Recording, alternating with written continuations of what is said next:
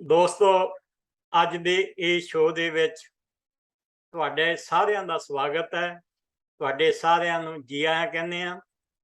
ਅੱਜ ਦੇ ਇਸ ਸ਼ੋਅ ਦੇ ਵਿੱਚ ਅਸੀਂ ਇੱਕ ਐਸੀ ਸ਼ਖਸੀਅਤ ਨੂੰ ਤੁਹਾਡੇ ਰੂਬਰੂ ਕਰ ਰਹੇ ਹਾਂ, ਜਿਨ੍ਹਾਂ ਨੇ ਹਿੰਦੁਸਤਾਨ ਦੀ ਧਰਤੀ ਤੋਂ ਉੱਠ ਕੇ ਵਿਦੇਸ਼ਾਂ ਵਿੱਚ ਜਾ ਕੇ ਆਪਣੀ ਮਿਹਨਤ, ਲਗਨ ਤੇ ਇਮਾਨਦਾਰੀ ਦੇ ਨਾਲ ਕੰਮ ਕਰਕੇ ਜਿੱਥੇ ਆਪਣਾ ਤੇ ਆਪਣੇ ਪਰਿਵਾਰ ਦਾ ਨਾਂ ਰੋਸ਼ਨ ਕੀਤਾ ਹੈ, ਉੱਥੇ ਆਪਣੇ ਦੇਸ਼ ਦਾ ਨਾਮ ਵੀ ਬਹੁਤ ਰੋਸ਼ਨ ਕੀਤਾ ਹੈ।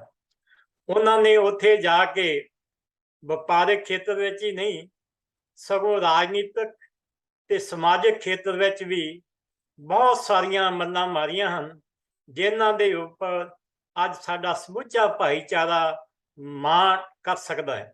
ਮੇਰੀ ਮੁਰਾਦ ਹੈ ਨਿਊਜ਼ੀਲੈਂਡ ਤੋਂ ਸਰਦਾਰ ਕਮਲਜੀਤ ਸਿੰਘ ਜੀ ਬਖਸ਼ੀ, ਜਿਹੜੇ ਕਿ 4 ਵਾਰ ਨਿਊਜ਼ੀਲੈਂਡ ਦੀ ਪਾਰਲੀਮੈਂਟ ਦੇ ਵਿੱਚ ਜਾ ਚੁੱਕੇ ਹਨ। ਉੱਥੇ ਆਪਣਾ, ਆਪਣੇ ਦੇਸ਼ ਵਾਸੀਆਂ ਦਾ ਔਰ ਉੱਥੇ ਵਸਦੇ ਆਪਣੇ ਭਾਈਚਾਰੇ ਦੇ ਹਿੱਤਾਂ ਦਾ ਖਿਆਲ ਰੱਖਦੇ ਹੋਏ ਉਸ ਪਾਰਲੀਮੈਂਟ ਵਿੱਚ ਆਪਣੀ ਆਵਾਜ਼ ਜਿਹੜੀ ਆ ਉਹ ਬੁਲੰਦ ਕਰਦੇ ਰਹੇ ਹਨ। ਆਓ ਸਭ ਤੋਂ ਪਹਿਲਾਂ ਉਹਨਾਂ ਨੂੰ ਜੀ ਆਇਆਂ ਆਖੀਏ ਔਰ ਉਹਨਾਂ ਦਾ ਸਵਾਗਤ ਕਰੀਏ। ਸਰਦਾਰ ਕਮਲਜੀਤ ਸਿੰਘ ਜੀ ਬਖਸ਼ੀ ਸਾਹਿਬ, ਤੁਹਾਡਾ ਸ਼ੋਅ ਦੇ ਵਿੱਚ ਬਹੁਤ ਬਹੁਤ ਸਵਾਗਤ ਹੈ ਜੀ।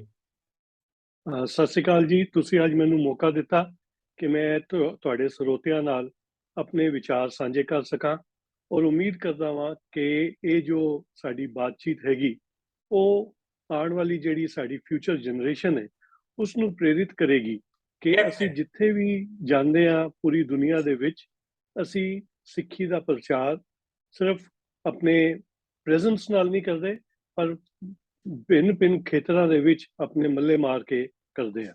ਹਾਂਜੀ, ਬਖਸ਼ੀ ਸਾਹਿਬ, ਮੈਨੂੰ ਇਹ ਤਾਂ ਪਤਾ ਤੁਹਾਡੇ ਪਿਛੋਕੜ ਦਾ, ਮੈਨੂੰ ਹੁਣ ਪਤਾ ਲੱਗਾ ਤੁਹਾਡਾ ਬਾਇਓਗ੍ਰਾਫੀ ਦੇਖ ਕੇ ਕਿ ਤੁਸੀਂ ਸਿੱਖ ਕੌਮ ਦੇ ਨਿਧੜਕ ਜਰਨੈਲ ਬਖਸ਼ੀ ਜਗਦੇਵ ਸਿੰਘ ਜੀ ਦੇ ਸਪੁੱਤਰ ਹੋ। ਤੇ ਮੈਨੂੰ ਬੜੀ ਖੁਸ਼ੀ ਹੋਈ ਜਦੋਂ ਮੈਂ ਪੜ੍ਹਿਆ ਤੁਹਾਡੀ ਪ੍ਰੋਫਾਈਲ। ਸਾਨੂੰ ਇਸ ਗੱਲ ਦਾ ਪਤਾ ਹੈ ਕਿ ਤੁਹਾਡਾ ਪਿਛੋਕੜ ਨਵੀਂ ਦਿੱਲੀ ਨਾਲ ਹੈ, ਤੁਸੀਂ ਉੱਥੇ ਪੈਦਾ ਹੋਏ, ਉੱਥੇ ਹੀ ਆਪਣੀ ਐਜੂਕੇਸ਼ਨ ਪ੍ਰਾਪਤ ਕੀਤੀ। ਥੋੜਾ ਜਿਹਾ ਸਾਨੂੰ ਤੁਸੀਂ ਆਪਣੇ ਬਚਪਨ ਦੇ ਬਾਰੇ, ਆਪਣੇ ਪਰਿਵਾਰ ਦੇ ਬਾਰੇ ਔਰ ਆਪਣੇ ਪਿਛੋਕੜ ਦੇ ਬਾਰੇ ਸਾਡੇ ਸਰੋਤਿਆਂ ਨੂੰ ਦੱਸੋ। ਜਿਸ ਤਰ੍ਹਾਂ ਕਿ ਚਹਿਲ ਸਾਹਿਬ ਤੁਸੀਂ ਇਹ ਜ਼ਿਕਰ ਕੀਤਾ ਕਿ ਮੇਰੇ ਪਿਤਾ ਜੀ ਦਾ ਨਾਮ ਬਖਸ਼ੀ ਜਗਦੇਵ ਸਿੰਘ ਸੀ। ਉਹਨਾਂ ਦੀ ਜੋ ਅਕਾਲ ਚਲਾਣਾ ਹੈ 1996 ਵਿੱਚ ਹੋ ਗਈ ਸੀ, ਤੇ 2001 ਦੇ ਵਿੱਚ ਮੈਂ ਨਿਊਜ਼ੀਲੈਂਡ ਆ ਗਿਆ। ਠੀਕ ਹੈ। ਹਾਂਜੀ, ਤੇ ਉਸ ਤੋਂ ਪਹਿਲੇ ਮੇਰੀ ਸਕੂਲਿੰਗ, ਯੂਨੀਵਰਸਿਟੀ, ਬਿਜ਼ਨਸ ਸਭ ਕੁਝ ਮੈਂ ਜਿਹੜਾ ਹੈ ਉਹ ਸਾਡਾ ਪਰਿਵਾਰਕ ਸਾਂਝ ਵਿੱਚ ਸੀਗਾ, ਉਹਦੇ ਵਿੱਚ ਕੀਤਾ। ਔਰ ਪਿਤਾ ਜੀ ਦੀ ਜੋ ਤਾਲੀਮ ਸੀ, ਕਿਉਂਕਿ ਉਹ ਪੋਲਿਟਿਕਸ ਵਿੱਚ ਸਨ, ਹਾਂਜੀ, ਤੇ ਉਹਨਾਂ ਦੀ ਜਿਹੜੀ ਇੱਕ ਪੋਲਿਟਿਕਸ ਦੇ ਨਾਲ ਇੱਕ ਸਾਂਝ ਸੀ, ਉਹ ਸਾਨੂੰ ਗੁੜਤੀ 'ਚ ਮਿਲੀ, ਤੇ ਸਾਨੂੰ ਵੀ ਪੋਲਿਟਿਕਸ ਦੇ ਵਿੱਚ ਸ਼ੌਂਕ ਰਿਹਾ ਸ਼ੁਰੂ ਤੋਂ ਹੀ। ਅਸੀਂ ਤਿੰਨੋਂ ਭਰਾ ਜਿਹੜੇ ਹਾਂ ਪੋਲਿਟਿਕਸ ਵਿੱਚ ਐਕਟਿਵਲੀ ਇਨਵੋਲਵ ਰਹੇ। ਤੇ ਮੈਂ ਜਦ ਨਿਊਜ਼ੀਲੈਂਡ ਆਇਆ, ਤੇ ਨਿਊਜ਼ੀਲੈਂਡ ਆ ਕੇ ਵੀ ਮੈਂ ਇਹੀ ਸੋਚਿਆ ਕਿ ਪੋਲਿਟਿਕਸ ਨਹੀਂ ਛੱਡਣਾ, ਤੇ ਇੱਥੇ ਆ ਕੇ ਜਿਹੜੀ ਪੋਲੀਟੀਕਲ ਪਾਰਟੀਆਂ ਨੇ ਉਹਨਾਂ ਨਾਲ ਸੰਪਰਕ ਕਾਇਮ ਕੀਤਾ। ਤੇ ਜਿਹੜੀ ਪਾਰਟੀ ਕੰਜ਼ਰਵੇਟਿਵ ਪਾਰਟੀ ਆਮ ਤੌਰ ਤੇ ਦੁਨੀਆ 'ਚ ਕਹਿਲਾਈ ਜਾਂਦੀ ਹੈ, ਤੇ ਉਸ ਨੂੰ ਨੈਸ਼ਨਲ ਪਾਰਟੀ ਕਹਿੰਦੇ ਨੇ, ਉਹਨਾਂ ਨਾਲ ਮੇਰਾ ਸੰਬੰਧ ਬਣਿਆ। ਕਿਉਂਕਿ ਅਸੀਂ ਇੱਕ ਵਪਾਰਕ ਬੈਕਗਰਾਊਂਡ ਤੋਂ ਸੀਗੇ, ਤੇ ਹਮੇਸ਼ਾ ਤੋਂ ਜਦ ਤੁਸੀਂ ਵਪਾਰਕ ਬੈਕਗਰਾਊਂਡ ਦੇ ਹੁੰਦੇ ਹੋ ਤੇ ਤੁਸੀਂ ਕੰਜ਼ਰਵੇਟਿਵ ਪਾਰਟੀ ਨਾਲ ਦੁਨੀਆ 'ਚ ਕਿੱਥੇ ਵੀ ਜਾਓ ਤੁਹਾਡੀ ਸਾਂਝ ਹੋ ਜਾਂਦੀ ਹੈ। ਪਰ ਆਮ ਤੌਰ ਤੇ ਜੋ ਸਾਡੇ ਭਾਰਤੀ ਮੂਲ ਦੇ ਲੋਕ ਨੇ, ਕਿਤੇ ਵੀ ਵਿਦੇਸ਼ਾਂ ਵਿੱਚ ਗਏ ਨੇ, ਉਹ ਲੇਬਰ ਪਾਰਟੀ ਨਾਲ ਜੁੜਦੇ ਨੇ, ਕਿਉਂਕਿ ਉਹ ਜਾ ਕੇ ਆਮ ਤੌਰ ਤੇ ਕਿਸੇ ਨਾ ਕਿਸੇ ਜਗ੍ਹਾ ਤੇ ਨੌਕਰੀਆਂ ਕਰਦੇ ਨੇ, ਤੇ ਉਹਨਾਂ ਦਾ ਇੱਕ ਰੁਝਾਨ ਉਸ ਪਾਸੇ ਹੁੰਦਾ ਹੈ। ਪਰ ਮੈਨੂੰ ਖੁਸ਼ਕਿਸਮਤੀ ਇਹ ਹੋਈ ਕਿ ਕੰਜ਼ਰਵੇਟਿਵ ਪਾਰਟੀ ਨੇ ਮੈਨੂੰ ਓਪਰਚੁਨਿਟੀ ਦਿੱਤੀ, ਤੇ ਮੈਂ ਇੱਥੇ ਆ ਕੇ ਉਹ ਨੈਸ਼ਨਲ ਪਾਰਟੀ ਨੂੰ ਜੁਆਇਨ ਕੀਤਾ। ਮੇਰੇ ਨਾਲ ਮੇਰੀ ਸਿੰਘਣੀ ਔਰ ਮੇਰੇ 2 ਬੱਚੇ, ਜਿਨ੍ਹਾਂ ਦੀ ਉਮਰ ਉਸ ਟਾਈਮ ਤੇ 9 ਔਰ 11 ਸਾਲ ਦੀ ਸੀਗੀ, ਉਹ ਦੋਨੋਂ ਆਏ। ਤੇ ਅਸੀਂ 3 ਬ੍ਰਦਰਸ ਹੈਗੇ। ਬਾਕੀ ਦੇ ਦੋਨੋਂ ਬ੍ਰਦਰ ਜੋ ਹੈ ਉਹ ਇੰਡੀਆ ਵਿੱਚ ਹੀ ਰਹੇ। ਉਹਨਾਂ ਨੂੰ ਮੈਂ ਬੜੀ ਕੋਸ਼ਿਸ਼ ਕੀਤੀ ਕਿ ਆ ਜਾਓ ਇੱਥੇ, ਪਰ ਉਹ ਨਹੀਂ ਮੰਨੇ। ਤੇ ਫਾਦਰ ਸਾਹਿਬ ਜਿਸ ਤਰ੍ਹਾਂ ਕਿ ਪੋਲਿਟਿਕਸ ਵਿੱਚ ਸਨ, ਇੱਕ ਜਿਹਨੂੰ ਕਹਿੰਦੇ ਨੇ ਅਕਾਲੀ ਦਲ ਦੇ ਨਾਲ ਹਾਂਜੀ ਗ੍ਰਾਸ ਰੂਟ ਤੋਂ ਜੁੜੇ ਹੋਏ ਸੀਗੇ। ਤੇ ਉਹਨਾਂ ਦਾ ਜੋ ਇੱਕ ਪ੍ਰਿੰਸੀਪਲ ਸੀਗਾ ਕਿ ਮੈਂ ਕਿਸੇ ਸੀਟ ਬਾਰੇ ਨਹੀਂ ਭੱਜਣਾ, ਕਿਉਂਕਿ ਉਹਨਾਂ ਨੂੰ ਕਈ ਵਾਰ ਆਫਰ ਹੋਇਆ MP ਬਣ ਜਾਓ, ਮਿਨਿਸਟਰ ਬਣ ਜਾਓ, ਰਾਜ ਸਭਾ ਹਾਂਜੀ ਲੈ ਲਓ, ਹਾਂਜੀ ਪਰ ਉਹਨਾਂ ਨੇ ਕਦੀ ਵੀ ਉਸ ਪਾਸੇ ਨਹੀਂ ਕਿਹਾ। ਕਿ ਉਹ ਕਹਿੰਦੇ ਕਿ ਮੈਨੂੰ ਜੋ ਮੇਰੇ ਨਾਮ ਨਾਲ, ਮੇਰੇ ਸ਼ਖਸੀਅਤ ਨਾਲ ਮੈਨੂੰ ਜਾਣਦਾ ਹੈ, ਮੈਂ ਉਹੀ ਪਿਆਰ ਚਾਹੁੰਦਾ ਵਾਂ, ਨਾ ਕਿ ਮੈਨੂੰ ਕੋਈ ਪੋਸਟ ਮਿਲੇ ਤੇ ਕੱਲ ਨੂੰ ਜਦ ਮੈਂ ਐਕਸ MP ਜਾਂ ਐਕਸ ਮੈਂਬਰ ਆਫ ਰਾਜ ਸਭਾ ਬਣਾ ਤੇ ਹਾਂਜੀ ਲੋਕੀ ਮੈਨੂੰ ਭੁੱਲ ਜਾਣ ਕਿ ਵੀ ਮੈਂ ਕੌਣ ਆ। ਉਸ ਨਾਲੋਂ ਬਿਹਤਰ ਹੈ ਕਿ ਮੈਂ ਆਪਣਾ ਜੋ ਇੱਕ ਮੇਰਾ ਆਪਣਾ ਔਰਾ ਹੈਗਾ ਉਹਦੇ ਮੁਤਾਬਿਕ ਹੀ ਚੱਲਦਾ ਰਵਾਂ। ਕਦੀ ਉਹਨਾਂ ਨੇ ਕਦੀ ਵੀ ਪੋਸਟ ਨਹੀਂ ਲਈ। ਪਰ ਮੈਨੂੰ ਇੱਥੇ ਆ ਕੇ ਮਹਿਸੂਸ ਹੋਇਆ, ਕਿਉਂਕਿ ਅਸੀਂ ਨਿਊਜ਼ੀਲੈਂਡ ਵਿੱਚ ਸਾਨੂੰ 120 ਸਾਲ ਹੋ ਗਏ ਸੀਗੇ, ਪਰ ਕੋਈ ਰਿਪਰੈਜ਼ੈਂਟੇਸ਼ਨ ਪਾਰਲੀਮੈਂਟ ਵਿੱਚ ਹਜੇ ਤੱਕ ਨਹੀਂ ਪਹੁੰਚੀ ਸੀ। ਹਾਂਜੀ ਤੇ ਜਦ ਪਾਰਟੀ ਨੂੰ ਮੈਂ ਲੌਬੀ ਕੀਤਾ ਔਰ ਉਹਨਾਂ ਨੇ ਕਿਹਾ ਕਿ ਅਸੀਂ ਵੀ ਕੈਂਡੀਡੇਟ ਢੂੰਡ ਰਹੇ ਹਾਂ, ਤੇ ਕਿਉਂ ਨਾ ਤੂੰ ਇਸ ਚੀਜ਼ ਨੂੰ ਵਧਾਏ ਤੇ ਓਪਰਚੁਨਿਟੀ ਲੈ, ਤੇ ਉਹਦਾ ਮੌਕਾ ਜਿਹੜਾ ਹੈ ਮੈਂ ਲੈ ਕੇ ਤੇ ਮੈਂਬਰ ਆਫ ਪਾਰਲੀਮੈਂਟ ਬਣਿਆ। ਮੈਂ ਪਹਿਲਾ ਭਾਰਤੀ ਮੂਲ ਦਾ ਸਿੱਖ ਦਸਤਾਰਧਾਰੀ ਮੈਂਬਰ ਆਫ ਪਾਰਲੀਮੈਂਟ ਬਣਿਆ, ਵੈਰੀ ਜਿਸ ਚੀਜ਼ ਦਾ ਮੈਨੂੰ ਬੜਾ ਫਕਰ ਹੈ ਕਿ ਦਸਤਾਰ ਦੀ ਜਿਹੜੀ ਪਹਿਚਾਣ ਹੈ, ਇਸ ਕਰਕੇ ਨਿਊਜ਼ੀਲੈਂਡ ਦੇ ਵਿੱਚ ਵੀ, ਪੂਰੀ ਦੁਨੀਆ 'ਚ ਤੇ ਹੈ ਹੀ ਹੈ, ਪਰ ਨਿਊਜ਼ੀਲੈਂਡ ਵਿੱਚ ਵੀ ਇੱਕ ਕਦਮ ਜਿਹੜਾ ਹੈ ਉਹ ਅੱਗੇ ਵਧਿਆ। ਬਖਸ਼ੀ ਸਾਹਿਬ, ਆਪਾਂ ਅੱਗੇ ਵਧਣ ਤੋਂ ਪਹਿਲਾਂ ਮੈਂ ਤੁਹਾਨੂੰ ਥੋੜਾ ਜਿਹਾ ਪਿਛੋਕੜ ਵੱਲ ਲੈ ਕੇ ਜਾਣਾ ਚਾਹੁੰਦਾ। ਮੈਂ ਪੁੱਛਣਾ ਚਾਹੁੰਦਾ ਕਿ ਤੁਹਾਡਾ ਬਚਪਨ ਕਿਹੋ ਜਿਹਾ ਔਰ ਕਿਸ ਤਰ੍ਹਾਂ ਬੀਤਿਆ, ਔਰ ਬਚਪਨ ਦੇ ਦੌਰਾਨ ਤੁਹਾਡੀ ਕੋਈ ਕੌੜੀ ਮਿੱਠੀ ਯਾਦ ਜਿਹੜੀ ਅਜੇ ਵੀ ਤੁਹਾਨੂੰ ਯਾਦ ਆਉਂਦੀ ਹੋਵੇ, ਉਹ ਸਾਡੇ ਦਰਸ਼ਕਾਂ ਦੇ ਨਾਲ ਤੁਸੀਂ ਸਾਂਝਾ ਕਰੋ। ਦੇਖੋ, ਸਾਡੀ ਫੈਮਿਲੀ ਜੋ ਹੈ ਓਬਵੀਅਸਲੀ ਪਾਕਿਸਤਾਨ ਬਣਨ ਤੋਂ ਬਾਅਦ ਦਿੱਲੀ ਆਈ ਸੀਗੀ, ਔਰ ਦਿੱਲੀ ਆ ਕੇ ਥੋੜਾ ਬਹੁਤ ਸਟਰਗਲ ਵੀ ਕਰਨਾ ਪਿਆ। ਪਰ ਕਿਉਂਕਿ ਫਾਦਰ ਸਾਹਿਬ ਪੋਲਿਟਿਕਸ ਵਿੱਚ ਸਨ, ਤੁਹਾਨੂੰ ਪਤਾ ਹੈ ਇੰਡੀਆ ਦਾ ਜਿਹੜਾ ਪੋਲਿਟਿਕਸ ਹੈ ਉਹ ਕਈ ਵਾਰ ਕਾਫੀ ਬਰੂਟਲ ਹੋ ਜਾਂਦਾ, ਜਿਹਨੂੰ ਅਸੀਂ ਇੰਗਲਿਸ਼ ਵਿੱਚ ਕਹਿੰਦੇ ਆ ਕਿ ਕਾਫੀ ਤੁਹਾਨੂੰ ਸੰਘਰਸ਼ ਕਰਨਾ ਪੈਂਦਾ ਹੈ। ਤੇ ਮੈਂ ਬਹੁਤ ਛੋਟਾ ਸੀਗਾ, ਉਸ ਤੋਂ ਪਹਿਲੇ ਦੀ ਵੀ ਉਸ ਟਾਈਮ ਦੀ ਗੱਲ ਹੈ ਕਿ ਫਾਦਰ ਸਾਹਿਬ ਦੇ ਉੱਤੇ ਬਹੁਤ ਕੇਸ ਬਣੇ ਪੋਲੀਟੀਕਲ ਰੀਜ਼ਨਸ ਕਰਕੇ। ਉਹ 72 ਟਾਈਮਸ ਜੇਲ੍ਹਾਂ ਦੀ ਉਹਨਾਂ ਨੇ ਗ੍ਰਿਫਤਾਰੀਆਂ ਦਿੱਤੀਆਂ ਤੇ ਜੇਲ੍ਹਾਂ 'ਚ ਰਹੇ, ਹਾਂਜੀ ਜਿਹਦੇ ਵਿੱਚੋਂ ਜੋ ਮੇਰੀ ਯਾਦ ਵਿੱਚ ਹੈ, ਮੇਰੇ ਤੋਂ ਪਹਿਲੇ ਪੋਲੀਟੀਕਲੀ ਉਹਨਾਂ ਨੂੰ ਜਦ ਪੰਜਾਬੀ ਸੂਬੇ ਮੋਰਚੇ ਤੋਂ ਬਾਅਦ ਉਹਨਾਂ ਦੇ ਉੱਤੇ ਇੱਕ ਮਰਡਰ ਕੇਸ ਵੀ ਬਣ ਗਿਆ ਸੀਗਾ, ਜੋ ਕਿ ਅੱਛਾ ਇੱਕ ਜੀ ਝੂਠਾ ਕੇਸ ਸੀਗਾ। ਅਲਟੀਮੇਟਲੀ ਉਹ ਰਿਹਾ ਹੋਏ ਸਨ, ਤੇ ਸੀਸਗੰਜ ਸਾਹਿਬ ਦੇ ਅੰਦਰ ਇੱਕ ਮਰਡਰ ਹੋ ਗਿਆ ਸੀ ਤੇ ਉਹਦੇ ਵਿੱਚ ਫਾਦਰ ਸਾਹਿਬ ਨੂੰ ਇਨਵੋਲਵ ਕਰ ਦਿੱਤਾ ਗਿਆ ਸੀਗਾ। ਤੇ ਫੈਮਿਲੀ ਨੇ ਉਸ ਟਾਈਮ ਤੇ ਬਹੁਤ ਜ਼ਿਆਦਾ ਸਟਰਗਲ ਦੇਖੀ। ਮਾਤਾ ਜੀ ਦੱਸਦੇ ਨੇ ਕਿ ਕਿਉਂਕਿ ਤੁਹਾਨੂੰ ਪਤਾ ਹੈ ਕਿ ਵਕੀਲਾਂ ਦੇ ਖਰਚੇ ਬਹੁਤ ਹੁੰਦੇ ਨੇ, ਬਹੁਤ ਹੁੰਦੇ ਆ ਤੇ ਕਹਿੰਦੇ ਨੇ ਕਈ ਦਫਾ ਨਮਕ ਦੇ ਨਾਲ ਰੋਟੀ ਖਾਣੀ ਪਈ। ਖੈਰ, ਪਰਮਾਤਮਾ ਦੀ ਕਿਰਪਾ ਨਾਲ ਮੈਂ ਐਸਾ ਮੌਕਾ ਨਹੀਂ ਦੇਖਿਆ, ਪਰ ਐਮਰਜੈਂਸੀ ਦੇ ਟਾਈਮ ਤੇ ਤਕਰੀਬਨ ਫਾਦਰ ਸਾਹਿਬ ਜੋ 16-17 ਮਹੀਨੇ ਜੇਲ੍ਹ ਵਿੱਚ ਰਹੇ। ਜੇਲ੍ਹ 'ਚ ਹੈ। ਔਰ ਹਾਂਜੀ, ਔਰ ਉਹ ਪਹਿਲੀ ਰਾਤ ਨੂੰ ਹੀ ਅਰੈਸਟ ਹੋ ਗਏ ਸੀਗੇ, ਤੇ ਪਹਿਲੇ 3-4 ਮਹੀਨੇ ਤੇ ਸਾਨੂੰ ਪਤਾ ਹੀ ਨਹੀਂ ਲੱਗਿਆ ਕਿ ਫਾਦਰ ਸਾਹਿਬ ਹੈ ਕਿੱਥੇ ਨੇ। ਹੈ ਕਿੱਥੇ ਉਹ ਆ। ਇੱਕ ਪਹਿਲੇ 3-4 ਮਹੀਨੇ ਉਹਨਾਂ ਨੇ ਕਿੱਥੇ ਵੀ ਇਤਲਾਹ ਨਹੀਂ ਦਿੱਤੀ। ਬਾਅਦ ਵਿੱਚੋਂ ਪਤਾ ਲੱਗਿਆ ਕਿ ਜਿਹੜੇ ਖਾਸ ਲੀਡਰ ਸਨ ਉਹਨਾਂ ਨੂੰ ਰੋਹਤਕ ਜੇਲ੍ਹ ਵਿੱਚ ਰੱਖਿਆ ਗਿਆ, ਜਿਹਦੇ ਵਿੱਚ ਫਾਦਰ ਸਾਹਿਬ ਸਨ, ਚੰਦਰ ਸ਼ੇਖਰ ਇਹਨਾਂ ਦੇ ਰੂਮਮੇਟ ਸਨ, ਲਾਲ ਕ੍ਰਿਸ਼ਨ ਅਡਵਾਨੀ, ਪੀਲੂ ਮੋਦੀ, ਮਧੂ ਧਨਵਟੇ, ਰਾਜ ਨਾਰਾਇਣ, ਇਹ ਸਾਰੇ ਰੋਹਤਕ ਜੇਲ੍ਹ ਦੇ ਵਿੱਚ ਇੱਕੋ ਜਗ੍ਹਾ ਤੇ ਇਹਨਾਂ ਨੂੰ ਅਰੈਸਟ ਕਰਕੇ ਬੰਦ ਕੀਤਾ ਹੋਇਆ ਸੀਗਾ। ਤੇ ਉਹ ਸਮਾਂ ਵੀ ਕਾਫੀ ਕਠਿਨ ਸੀਗਾ, ਹਾਂਜੀ ਤੇ ਉਹ ਕਠਿਨਾਈ ਜਿਹੜੀ ਹੈ ਮੈਨੂੰ ਥੋੜੀ ਯਾਦ ਆਉਂਦੀ ਹੈ ਯਾਦ ਕਿ ਆਉਂਦੀ। ਕਿਸ ਤਰ੍ਹਾਂ ਸਖਤਾਈ ਸੀ ਘਰ ਦੇ ਬਾਹਰ। ਹਰ ਟਾਈਮ CID ਵਾਲੇ ਬੈਠੇ ਰਹਿੰਦੇ ਸਨ, ਕੀ ਹੋ ਰਿਹਾ ਹੈ। ਮਾਤਾ ਜੀ ਜਾਂ ਬ੍ਰਦਰ ਮੇਰੇ ਵੱਡੇ, ਉਹ ਕਿੱਥੇ ਵੀ ਜਾਂਦੇ ਸੀ, ਪਿੱਛੇ ਪੁਲਿਸ ਵਾਲੇ ਉਹਨਾਂ ਦੇ ਲੱਗੇ ਰਹਿੰਦੇ ਸੀਗੇ। ਤੇ ਉਹ ਸਮਾਂ ਜਿਹੜਾ ਮੈਂ ਸਮਝਦਾ ਕਿ ਮੇਰੀ ਜ਼ਿੰਦਗੀ ਦਾ ਇੱਕ ਬੜਾ ਟੈਂਸ ਸਮਾਂ ਸੀਗਾ। ਉਸ ਤੋਂ ਬਾਅਦ ਜਦੋਂ 84 ਦਾ ਮੌਕਾ ਆਇਆ, 84 ਹਾਂਜੀ ਦੇ ਅੰਦਰ, ਹਾਂਜੀ ਤੇ ਜਿਸ ਦਿਨ ਬਲੂ ਸਟਾਰ ਹੋਇਆ, ਉਸ ਦਿਨ ਮੈਂ ਤੇ ਮੇਰੇ ਬ੍ਰਦਰ ਦੋਨੋਂ ਅਸੀਂ ਮੋਟਰਸਾਈਕਲ ਦੇ ਉੱਤੇ ਬੰਗਲਾ ਸਾਹਿਬ ਦੇ ਵੱਲ ਘਰੋਂ ਦੀ ਰਵਾਨਗੀ ਕੀਤੀ ਕਿ ਜਾ ਹਾਂਜੀ ਕੇ ਉੱਥੇ ਦੇਖੀਏ ਕੀ ਹੋਇਆ।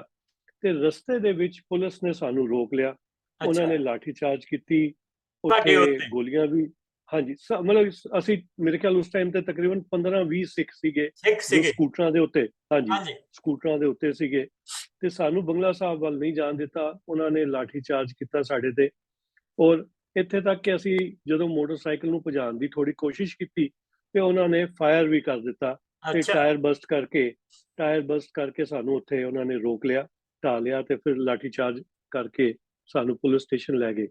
ਪਰ ਪਤਾ ਨਹੀਂ ਕਿ ਉਹਨਾਂ ਦੇ ਮਨ ਵਿੱਚ ਬਾਅਦ ਚੋਂ ਆਈ, ਉਹਨਾਂ ਨੇ ਕੁਝ ਲੋਕਾਂ ਨੂੰ ਉਹਦੇ ਵਿੱਚੋਂ ਰਿਲੀਜ਼ ਕਰ ਦਿੱਤਾ ਕਿ ਤੁਸੀਂ ਜਾਓ, ਔਰ ਕੁਝ ਦੇ ਉੱਤੇ ਕੇਸ ਬਣਾ ਦਿੱਤੇ। ਅੱਛਾ ਜੀ। ਤੇ ਤੇ ਅਸੀਂ ਉੱਥੋਂ ਦੀ ਨਿਕਲ ਕੇ ਆ ਗਏ। ਫਿਰ ਜਦੋਂ 84 ਜਿਸ ਦਿਨ ਇੰਦਰਾ ਗਾਂਧੀ ਅਸੈਸੀਨੇਟ ਹੁੰਦੇ ਨੇ, ਉਸ ਦਿਨ ਦੀ ਗੱਲ ਹੈ ਕਿ ਅਸੀਂ ਘਰ ਵਿੱਚ ਸੀਗੇ, ਸਾਡੇ ਘਰ ਦੇ ਉੱਤੇ ਅਟੈਕ ਹੋਇਆ। ਨੀਚੇ ਸਾਡਾ ਸ਼ੋਰੂਮ ਸੀਗਾ, ਉਹਨੂੰ ਲੁੱਟ ਕੇ ਲੈ ਗਏ, ਉਹ ਥੱਲੇ ਅੱਗ ਲਗਾ ਕੇ ਉਹ ਜਿਹੜੇ ਰਾਈਟਰਸ ਸਨ ਉਹ ਹਾਂਜੀ। ਨਿਕਲ ਗਏ। ਹੂੰ। ਪਰ ਉੱਥੇ ਮੈਂ ਕਹਿਣਾ ਚਾਹਾਂਗਾ ਕਿ ਜਿਹੜਾ ਸਾਡਾ ਆਸ ਪੜੋਸ ਸੀ, ਅਸੀਂ ਇਕੱਲੇ ਹੀ ਸਿੱਖ ਸੀਗੇ ਉਸ ਪੂਰੇ ਲੇਨ ਦੇ ਏਰੀਏ 'ਚ, ਅੰਦਰ। ਹਾਂਜੀ। ਪਰ ਪਰ ਜਿਹੜਾ ਆਸ ਪੜੋਸ ਸੀ, ਜਦੋਂ ਉਹਦੀ ਉਹ ਲੁੱਟ ਰਹੇ ਸਨ ਤਾਂ ਤੇ ਉਹਨਾਂ ਨੇ ਉਹ ਕੁਛ ਨਹੀਂ ਉਹਨਾਂ ਨੂੰ ਕਿਹਾ, ਪਰ ਜਦੋਂ ਅੱਗ ਲਗਾਈ ਤੇ ਉਹ ਸਾਰੇ ਨਿਕਲ ਕੇ ਆ ਗਏ ਕਿ ਨਹੀਂ, ਉਹ ਪਰਿਵਾਰ ਸਾਰਾ ਉੱਤੇ ਹੈਗਾ ਤੇ ਅਸੀਂ ਇਹ ਤੁਹਾਨੂੰ ਨਹੀਂ ਕਰਨ ਦਿਆਂਗੇ। ਉਹਨਾਂ ਨੇ ਆਪਣੇ ਘਰਾਂ ਤੋਂ ਪਾਣੀ ਦੀ ਬਾਲਟੀਆਂ ਲਿਆ ਕੇ ਹੂੰ ਅੱਗ ਹੂੰ। ਨੂੰ ਬੁਝਾਇਆ, ਹਾਂਜੀ। ਔਰ ਸਾਨੂੰ ਉਸ ਸਮੇਂ ਤੇ ਉਹਨਾਂ ਨੇ ਥੋੜੀ ਪ੍ਰੋਟੈਕਸ਼ਨ ਦਿੱਤੀ। ਫਿਰ ਨੈਕਸਟ ਡੇ ਸਾਡੇ ਹੋਰ ਵੀ ਜਿਹੜੇ ਰਿਲੇਟਿਵ ਸਨ, ਉਹਨਾਂ ਨੂੰ ਅਸੀਂ ਸੰਪਰਕ ਕੀਤਾ, ਜਿਹੜੇ ਜਿਹੜੇ ਸੇਫ ਇਲਾਕੇ ਸਨ ਉੱਥੇ ਅਸੀਂ ਨਿਕਲ ਗਏ। ਪਰ ਨੁਕਸਾਨ ਕਾਫੀ ਹੋਇਆ, ਹੋਰ ਵੀ ਵਪਾਰਕ ਨੁਕਸਾਨ ਹੋਇਆ, ਕਿਉਂਕਿ ਸਾਡੀ ਟਰਾਂਸਪੋਰਟ ਕੰਪਨੀ ਵੀ ਸੀ, ਸਾਡੇ ਟਰੱਕ ਵੀ ਸਾੜ ਦਿੱਤੇ ਗਏ, ਸਾਡੇ ਦਫ਼ਤਰ ਵੀ ਸਾੜ ਦਿੱਤੇ ਬਹੁਤ ਗਏ। ਨੁਕਸਾਨ ਹੋਇਆ। ਕਾਫੀ ਨੁਕਸਾਨ ਹੋਇਆ। ਤੇ ਪਰ ਪਰਮਾਤਮਾ ਦੀ ਕਿਰਪਾ ਇੰਨੀ ਰਹੀ ਕਿ ਜਿਤਨਾ ਨੁਕਸਾਨ ਹੋਇਆ ਸੀਗਾ, ਉਸ ਤੋਂ ਕਈ ਗੁਣਾ ਜ਼ਿਆਦਾ ਅਸੀਂ ਤਰੱਕੀ ਉਸ ਤੋਂ ਬਾਅਦ ਕੀਤੀ। ਵੈਰੀ ਜਿਸ ਗੁੱਡ। ਤਰ੍ਹਾਂ ਕਿ ਪਾਕਿਸਤਾਨ ਤੋਂ ਜਦੋਂ ਉਜੜ ਕੇ ਪੰਜਾਬੀ ਇੱਥੇ ਆਏ ਨੇ, ਹਾਂਜੀ। ਉਹਨਾਂ ਨੇ ਫਿਰ ਤੋਂ ਮਿਹਨਤ ਕਰਕੇ ਆਪਣੇ ਆਪ ਨੂੰ ਖੜਾ ਕੀਤਾ। ਤੇ ਇਹ ਮੈਂ ਆਪਣੀ ਅੱਖਾਂ ਨਾਲ ਦੇਖਿਆ, ਕਿਉਂਕਿ ਉਸ ਟਾਈਮ ਮੇਰੀ 18-20 ਸਾਲ ਦੀ ਉਮਰ ਸੀਗੀ, ਕਿ ਦੇਖਿਆ ਕਿ ਸਾਨੂੰ ਗੁਰੂ ਮਹਾਰਾਜ ਨੇ ਬਹੁਤ ਕਿਰਪਾ ਕੀਤੀ। ਸਾਡੇ ਕੋਲ ਜਿਵੇਂ ਉਸ ਟਾਈਮ ਤੇ ਤਕਰੀਬਨ 12-15 ਟਰੱਕ ਸੀਗੇ, ਮੁੜ ਕੇ ਜਦੋਂ ਟਰਾਂਸਪੋਰਟ ਦਾ ਕੰਮ ਵਧਿਆ ਤੇ ਸਾਡੇ ਕੋਲ 50-60 ਟਰੱਕ ਹੋ ਗਏ। ਉਸ ਮੇਰੇ ਤਰ੍ਹਾਂ ਖਿਆਲ ਹੀ ਤੁਹਾਡੀ ਟਰਾਂਸਪੋਰਟ ਦਾ ਨਾਂ ਸੀਗਾ ਬਖਸ਼ੀ ਟਰਾਂਸਪੋਰਟ। ਹਾਂਜੀ, ਹਾਂ, ਬਿਲਕੁਲ ਮੈਨੂੰ ਜੀ। ਯਾਦ ਹੈ, ਅਜੇ ਦੀ ਯਾਦ ਹੈ। ਹਾਂਜੀ, ਤੇ ਉਸ ਤਰ੍ਹਾਂ ਹੀ ਜਿਵੇਂ ਅਸੀਂ ਮਾਲੀ ਤੌਰ ਤੇ ਮੈਂ ਤੁਹਾਨੂੰ ਕੰਪੈਰੀਜ਼ਨ ਦੇ ਰਿਹਾ ਕਿ ਉਸ ਟਾਈਮ ਤੇ ਸਾਡੇ ਕੋਲ ਇੱਕ ਗੱਡੀ ਹੁੰਦੀ ਸੀ, ਕਾਰ ਹੁੰਦੀ ਸੀ ਘਰ ਅੰਦਰ। ਪਰਮਾਤਮਾ ਨੇ ਕੀਤੀ, ਵਿਦਿਨ 4-5 ਇਅਰਸ ਸਾਡੇ ਕੋਲ 4-5 ਗੱਡੀਆਂ ਹੋ ਗਈਆਂ। ਤਰੱਕੀ ਉਸ ਤੋਂ ਬਾਅਦ ਹੁੰਦੀ ਹੀ ਗਈ। ਮੈਂ ਸਮਝਦਾ ਹਾਂ ਕਿ ਜਿਹੜੇ ਉਹ ਲੁੱਟਣ ਆਏ ਸੀਗੇ, ਸਾਨੂੰ ਲੁਟੇਰੇ ਸਨ, ਉਹ ਅੱਜ ਵੀ ਕੁਝ ਨਹੀਂ ਬਣ ਪਾਏ। ਪਰ ਉਹ ਸਾਡੇ ਲੋਕਾਂ ਦੇ ਉੱਤੇ ਜਿਹੜੇ ਅਸੀਂ ਵਿਕਟਮ ਸੀਗੇ ਉਸ ਟਾਈਮ ਤੇ, ਮਿਹਨਤ ਕਰਕੇ ਫਿਰ ਤੋਂ ਇੱਕ ਵਾਰ ਆਪਣੇ ਪੈਰਾਂ ਤੇ ਖੜੇ ਹੋਏ ਔਰ ਬਹੁਤ ਤਰੱਕੀਆਂ ਕੀਤੀਆਂ। ਇਹ ਸਭ ਗੁਰੂ ਮਹਾਰਾਜ ਦੀ ਬਖਸ਼ਿਸ਼ ਹੈ ਸਾਡੇ ਤੇ। ਠੀਕ ਹੈ ਜੀ, ਠੀਕ ਹੈ। ਅੱਛਾ, ਬਖਸ਼ੀ ਸਾਹਿਬ, ਜਿਸ ਵੇਲੇ ਤੁਸੀਂ ਨਿਊਜ਼ੀਲੈਂਡ ਦੀ ਧਰਤੀ ਦੇ ਉੱਤੇ ਪੈਰ ਰੱਖਿਆ ਆਪਣਾ, ਜਾਂ ਤੁਹਾਡੇ ਪਰਿਵਾਰ ਨੇ ਪੈਰ ਰੱਖਿਆ, ਉਹ ਉਸ ਤੋਂ ਬਾਅਦ ਤੁਹਾਡੇ ਮਨ ਦੇ ਵਿੱਚ ਕੀ ਕੀ ਵਿਚਾਰ ਆਏ, ਜਾਂ ਆਪਣੇ ਪਿਛੋਕੜ ਨੂੰ ਤੁਸੀਂ ਯਾਦ ਕੀਤਾ, ਜਾਂ ਆਪਣੇ ਭਵਿੱਖ ਦੀਆਂ ਉੱਥੇ ਯੋਜਨਾਵਾਂ ਤੁਹਾਡੇ ਦਿਮਾਗ ਵਿੱਚ ਘੁੰਮਦੀਆਂ ਰਹੀਆਂ? ਉਹਦੇ ਬਾਰੇ ਥੋੜਾ ਜਿਹਾ ਸਾਨੂੰ ਚਾਨਣਾ ਪਾਓ। ਦੇਖੋ, ਜਦੋਂ ਮੈਂ ਇੱਥੇ ਲੈਂਡ ਕੀਤਾ ਤੇ ਸਾਡੀ ਜੋ ਇੰਡੀਅਨਸ ਦੀ ਪੋਪੂਲੇਸ਼ਨ ਸੀ, ਕਾਫੀ ਥੋੜੀ ਪੋਪੂਲੇਸ਼ਨ ਸੀਗੀ। ਹਾਂਜੀ। ਪਰ ਸਾਨੂੰ ਇੱਥੇ ਤਕਰੀਬਨ 120 ਸਾਲ ਹੋ ਗਏ ਸੀਗੇ ਰਹਿੰਦੇ ਹੋਏ। ਔਰ ਪਰ ਟਰੂ ਜਿਹੜੀ ਰਿਪਰੈਜ਼ੈਂਟੇਸ਼ਨ ਪਾਰਲੀਮੈਂਟ ਵਿੱਚ ਔਰ ਪੋਲਿਟਿਕਸ ਵਿੱਚ ਨਹੀਂ ਸੀ। ਔਰ ਤਾਂ ਜਿਵੇਂ ਮੈਂ ਕਿਹਾ ਕਿ ਪੋਪੂਲੇਸ਼ਨ ਘੱਟ ਹੋਣ ਕਰਕੇ ਅਸੀਂ ਵੱਡੀ ਵੱਡੀ ਪੋਸਟ ਦੇ ਉੱਤੇ ਨਹੀਂ ਸੀਗੇ। ਠੀਕ ਹੈ। ਪਰ ਜਿਹੜੀ ਪੋਲੀਟੀਕਲੀ, ਕਿਉਂਕਿ ਇੱਕ ਬਲੱਡ ਦੇ ਅੰਦਰ ਪੋਲਿਟਿਕਸ ਸੀਗਾ, ਮੈਂ ਇਹ ਸੋਚਿਆ ਕਿ ਮੈਨੂੰ ਲੌਬੀ ਕਰਨੀ ਹੈ ਤਾਂ ਕਿ ਕੋਈ ਇੰਡੀਅਨ ਜੋ ਹੈ ਉਹ ਪਾਰਲੀਮੈਂਟ ਵਿੱਚ ਪਹੁੰਚੇ। ਕਦੀ ਇਹ ਨਹੀਂ ਸੋਚਿਆ ਸੀਗਾ ਕਿ ਮੈਨੂੰ ਹੀ ਇਹ ਮੌਕਾ ਮਿਲ ਜਾਏਗਾ। ਮੇਨ ਗੱਲ ਸੀ, ਮੁੱਦਾ ਸੀਗਾ ਕਿ ਇੰਡੀਅਨ ਰਿਪਰੈਜ਼ੈਂਟੇਸ਼ਨ ਜੋ ਹੈ ਉਹ ਪਾਰਲੀਮੈਂਟ ਵਿੱਚ ਹੋਣੀ ਚਾਹੀਦੀ ਹੈ। ਕਿਉਂਕਿ ਬਹੁਤ ਸਾਰੇ ਲੋਕਾਂ ਕੋਲੋਂ ਪਤਾ ਲੱਗਦਾ ਸੀਗਾ ਕਿ ਜਦੋਂ ਕਲਚਰਲੀ ਕਈ ਚੀਜ਼ਾਂ ਜਿਹੜੀਆਂ ਲੋਕਲ ਐਮਪੀਜ਼ ਨੂੰ ਸਮਝਾਈ ਜਾਂਦੀ ਹੈ, ਉਹ ਇਸ ਚੀਜ਼ ਨੂੰ ਸਮਝ ਨਹੀਂ ਪਾਉਂਦੇ।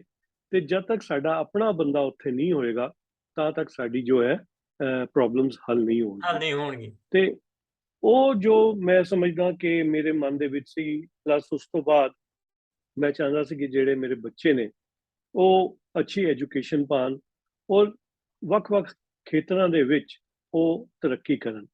ਤੇ ਦੋਨੋਂ ਚੀਜ਼ਾਂ ਦੋਨੋਂ ਵਿੱਚ ਮੈਂ ਕਾਮਯਾਬ ਰਿਹਾ ਵਾਂ। ਬੱਚੇ ਮੇਰੇ ਜੋ ਹੈ ਅੱਛੀ ਉਹਨਾਂ ਨੇ ਐਜੂਕੇਸ਼ਨ ਕੀਤੀ। ਵੱਡਾ ਬੇਟਾ ਜੋ ਹੈ ਉਹ ਪ੍ਰੋਪਰਟੀ ਦੇ ਵਿੱਚ ਹੈਗਾ ਔਰ ਇੱਥੇ ਦੀ ਇੱਕ ਕਮਰਸ਼ੀਅਲ ਪ੍ਰੋਪਰਟੀ ਕੰਪਨੀ ਦੇ ਵਿੱਚ ਸੀਨੀਅਰ ਏਜੰਟ ਹੈ। ਛੋਟਾ ਬੇਟਾ ਜਿਹੜਾ ਹੈ ਉਹ ਫਿਲਹਾਲ ਤੇ ਕਿਉਂਕਿ ਉਹਨੇ ਕਮਰਸ਼ੀਅਲ ਪਾਇਲਟ ਦੀ ਕੁਆਲੀਫਿਕੇਸ਼ਨ ਲਈ ਕੈਥੇ ਪੈਸੀਫਿਕ ਲਈ ਉਹ ਫਲਾਈ ਕਰਦਾ ਸੀਗਾ, ਪਰ ਹਾਂਜੀ ਕਿਉਂਕਿ ਕੋਵਿਡ ਕਰਕੇ ਕਾਫੀ ਰਿਡੰਡੈਂਸੀਜ਼ ਹੋਈਆਂ ਤੇ ਉਹ ਵਾਪਸ ਆ ਕੇ ਉਹ ਵੀ ਆਪਣੇ ਬ੍ਰਦਰ ਨਾਲ ਜੁੜ ਕੇ ਤੇ ਕਮਰਸ਼ੀਅਲ ਪ੍ਰਾਪਰਟੀ 'ਚ ਕਰ ਰਿਹਾ। ਔਰ ਜਿਹੜੀ ਸਭ ਤੋਂ ਵੱਡੀ ਗੱਲ ਹੈ ਕਿ ਮੇਰਾ ਇਹ ਵੀ ਮਕਸਦ ਸੀਗਾ ਕਿ ਆਪਣੇ ਜਿਹੜੇ ਭਾਰਤੀ ਮੂਲ ਦੇ ਲੋਕ ਨੇ ਜਾਂ ਆਪਣੇ ਇੰਡੀਅਨਸ ਨੇ ਜਾਂ ਸਿੱਖ ਭੈਣ ਭਾਈ ਨੇ, ਉਹ ਅਲੱਗ-ਅਲੱਗ ਖੇਤਰਾਂ ਦੇ ਵਿੱਚ ਉਹਨਾਂ ਦੀ ਵੀ ਪ੍ਰੈਜ਼ੈਂਸ ਹੋਣੀ ਚਾਹੀਦੀ ਹੈ। ਕਈ ਵਾਰ ਗਵਰਨਮੈਂਟ ਨੋਮੀਨੇਸ਼ਨਸ ਆਉਂਦੀਆਂ ਨੇ, ਉਹਨਾਂ ਦੇ ਵਿੱਚ ਮੈਂ ਆਪਣੀ ਪੂਰੀ ਕੋਸ਼ਿਸ਼ ਕਰਕੇ ਕਾਫੀ ਜਗ੍ਹਾਵਾਂ ਤੇ ਇੰਡੀਅਨਸ ਨੂੰ ਜਿਹੜਾ ਹੈ ਉਹ ਪ੍ਰਮੋਟ ਕੀਤਾ ਔਰ ਉਹਨਾਂ ਨੂੰ ਉੱਥੇ ਓਪਰਚੁਨਿਟੀ ਦਿਲਾਈ। ਅੱਛਾ, ਜਦੋਂ ਤੁਸੀਂ ਇੱਥੇ ਨਿਊਜ਼ੀਲੈਂਡ ਆਏ ਤੇ ਤੁਹਾਨੂੰ ਜਿੱਦਾਂ ਸਾਨੂੰ ਸਾਰਿਆਂ ਨੂੰ ਇੱਥੇ ਹਾਰਡਸ਼ਿਪ ਦਾ ਮੁਕਾਬਲਾ ਕਰਨਾ ਪਿਆ, ਚਾਹੇ ਉਹ ਕੈਨੇਡਾ 'ਚ ਆਉਣ ਵਾਲੇ ਪੰਜਾਬੀ ਆ, ਚਾਹੇ ਉਹ ਅਮਰੀਕਾ, ਚਾਹੇ ਉਹ ਇੰਗਲੈਂਡ 'ਚ ਆ, ਤੇ ਤੁਹਾਨੂੰ ਆਪਣੇ ਦੇਸ਼ ਵਿੱਚ ਆ ਕੇ ਕਈਆਂ ਕਿਸਮਾਂ ਦੀ ਹਾਰਡਸ਼ਿਪ ਦਾ ਸਾਹਮਣਾ ਕਰਨਾ ਪਿਆ ਹੋਊਗਾ, ਉਹਦੇ ਬਾਰੇ ਥੋੜਾ ਦੱਸੋ। ਹਾਰਡਸ਼ਿਪ ਤੇ ਦੇਖੋ ਜੀ, ਮੈਂ ਇਹ ਸਮਝਦਾ ਵਾਂ ਕਿ ਬ੍ਰੈਡ ਐਂਡ ਬਟਰ ਕਮਾਉਣਾ ਮੁਸ਼ਕਿਲ ਹੁੰਦਾ ਹੈ ਹਮੇਸ਼ਾ, ਤੁਸੀਂ ਕਿਸੇ ਲੈਵਲ ਤੇ ਹੋਵੋ। ਹਾਰਡਸ਼ਿਪ ਕਈਆਂ ਨੂੰ ਹੱਥੀਂ ਕਰਨਾ ਪੈਂਦਾ ਕੰਮ, ਕਈਆਂ ਨੂੰ ਫਾਈਨੈਂਸ਼ੀਅਲੀ ਹਾਰਡਸ਼ਿਪ ਆਉਂਦੀ ਹੈ, ਕਈ ਤਰ੍ਹਾਂ ਦੀ ਹਾਰਡਸ਼ਿਪ ਹੁੰਦੀ ਹੈ। ਅਗਰ ਤੁਹਾਡਾ ਵੱਡਾ ਵਪਾਰ ਹੈ ਤੇ ਤੁਹਾਨੂੰ ਟੈਨਸ਼ਨ ਹੁੰਦੀ ਹੈ ਕਿ ਇਹ ਕਿਸ ਤਰ੍ਹਾਂ ਹੋਏਗਾ।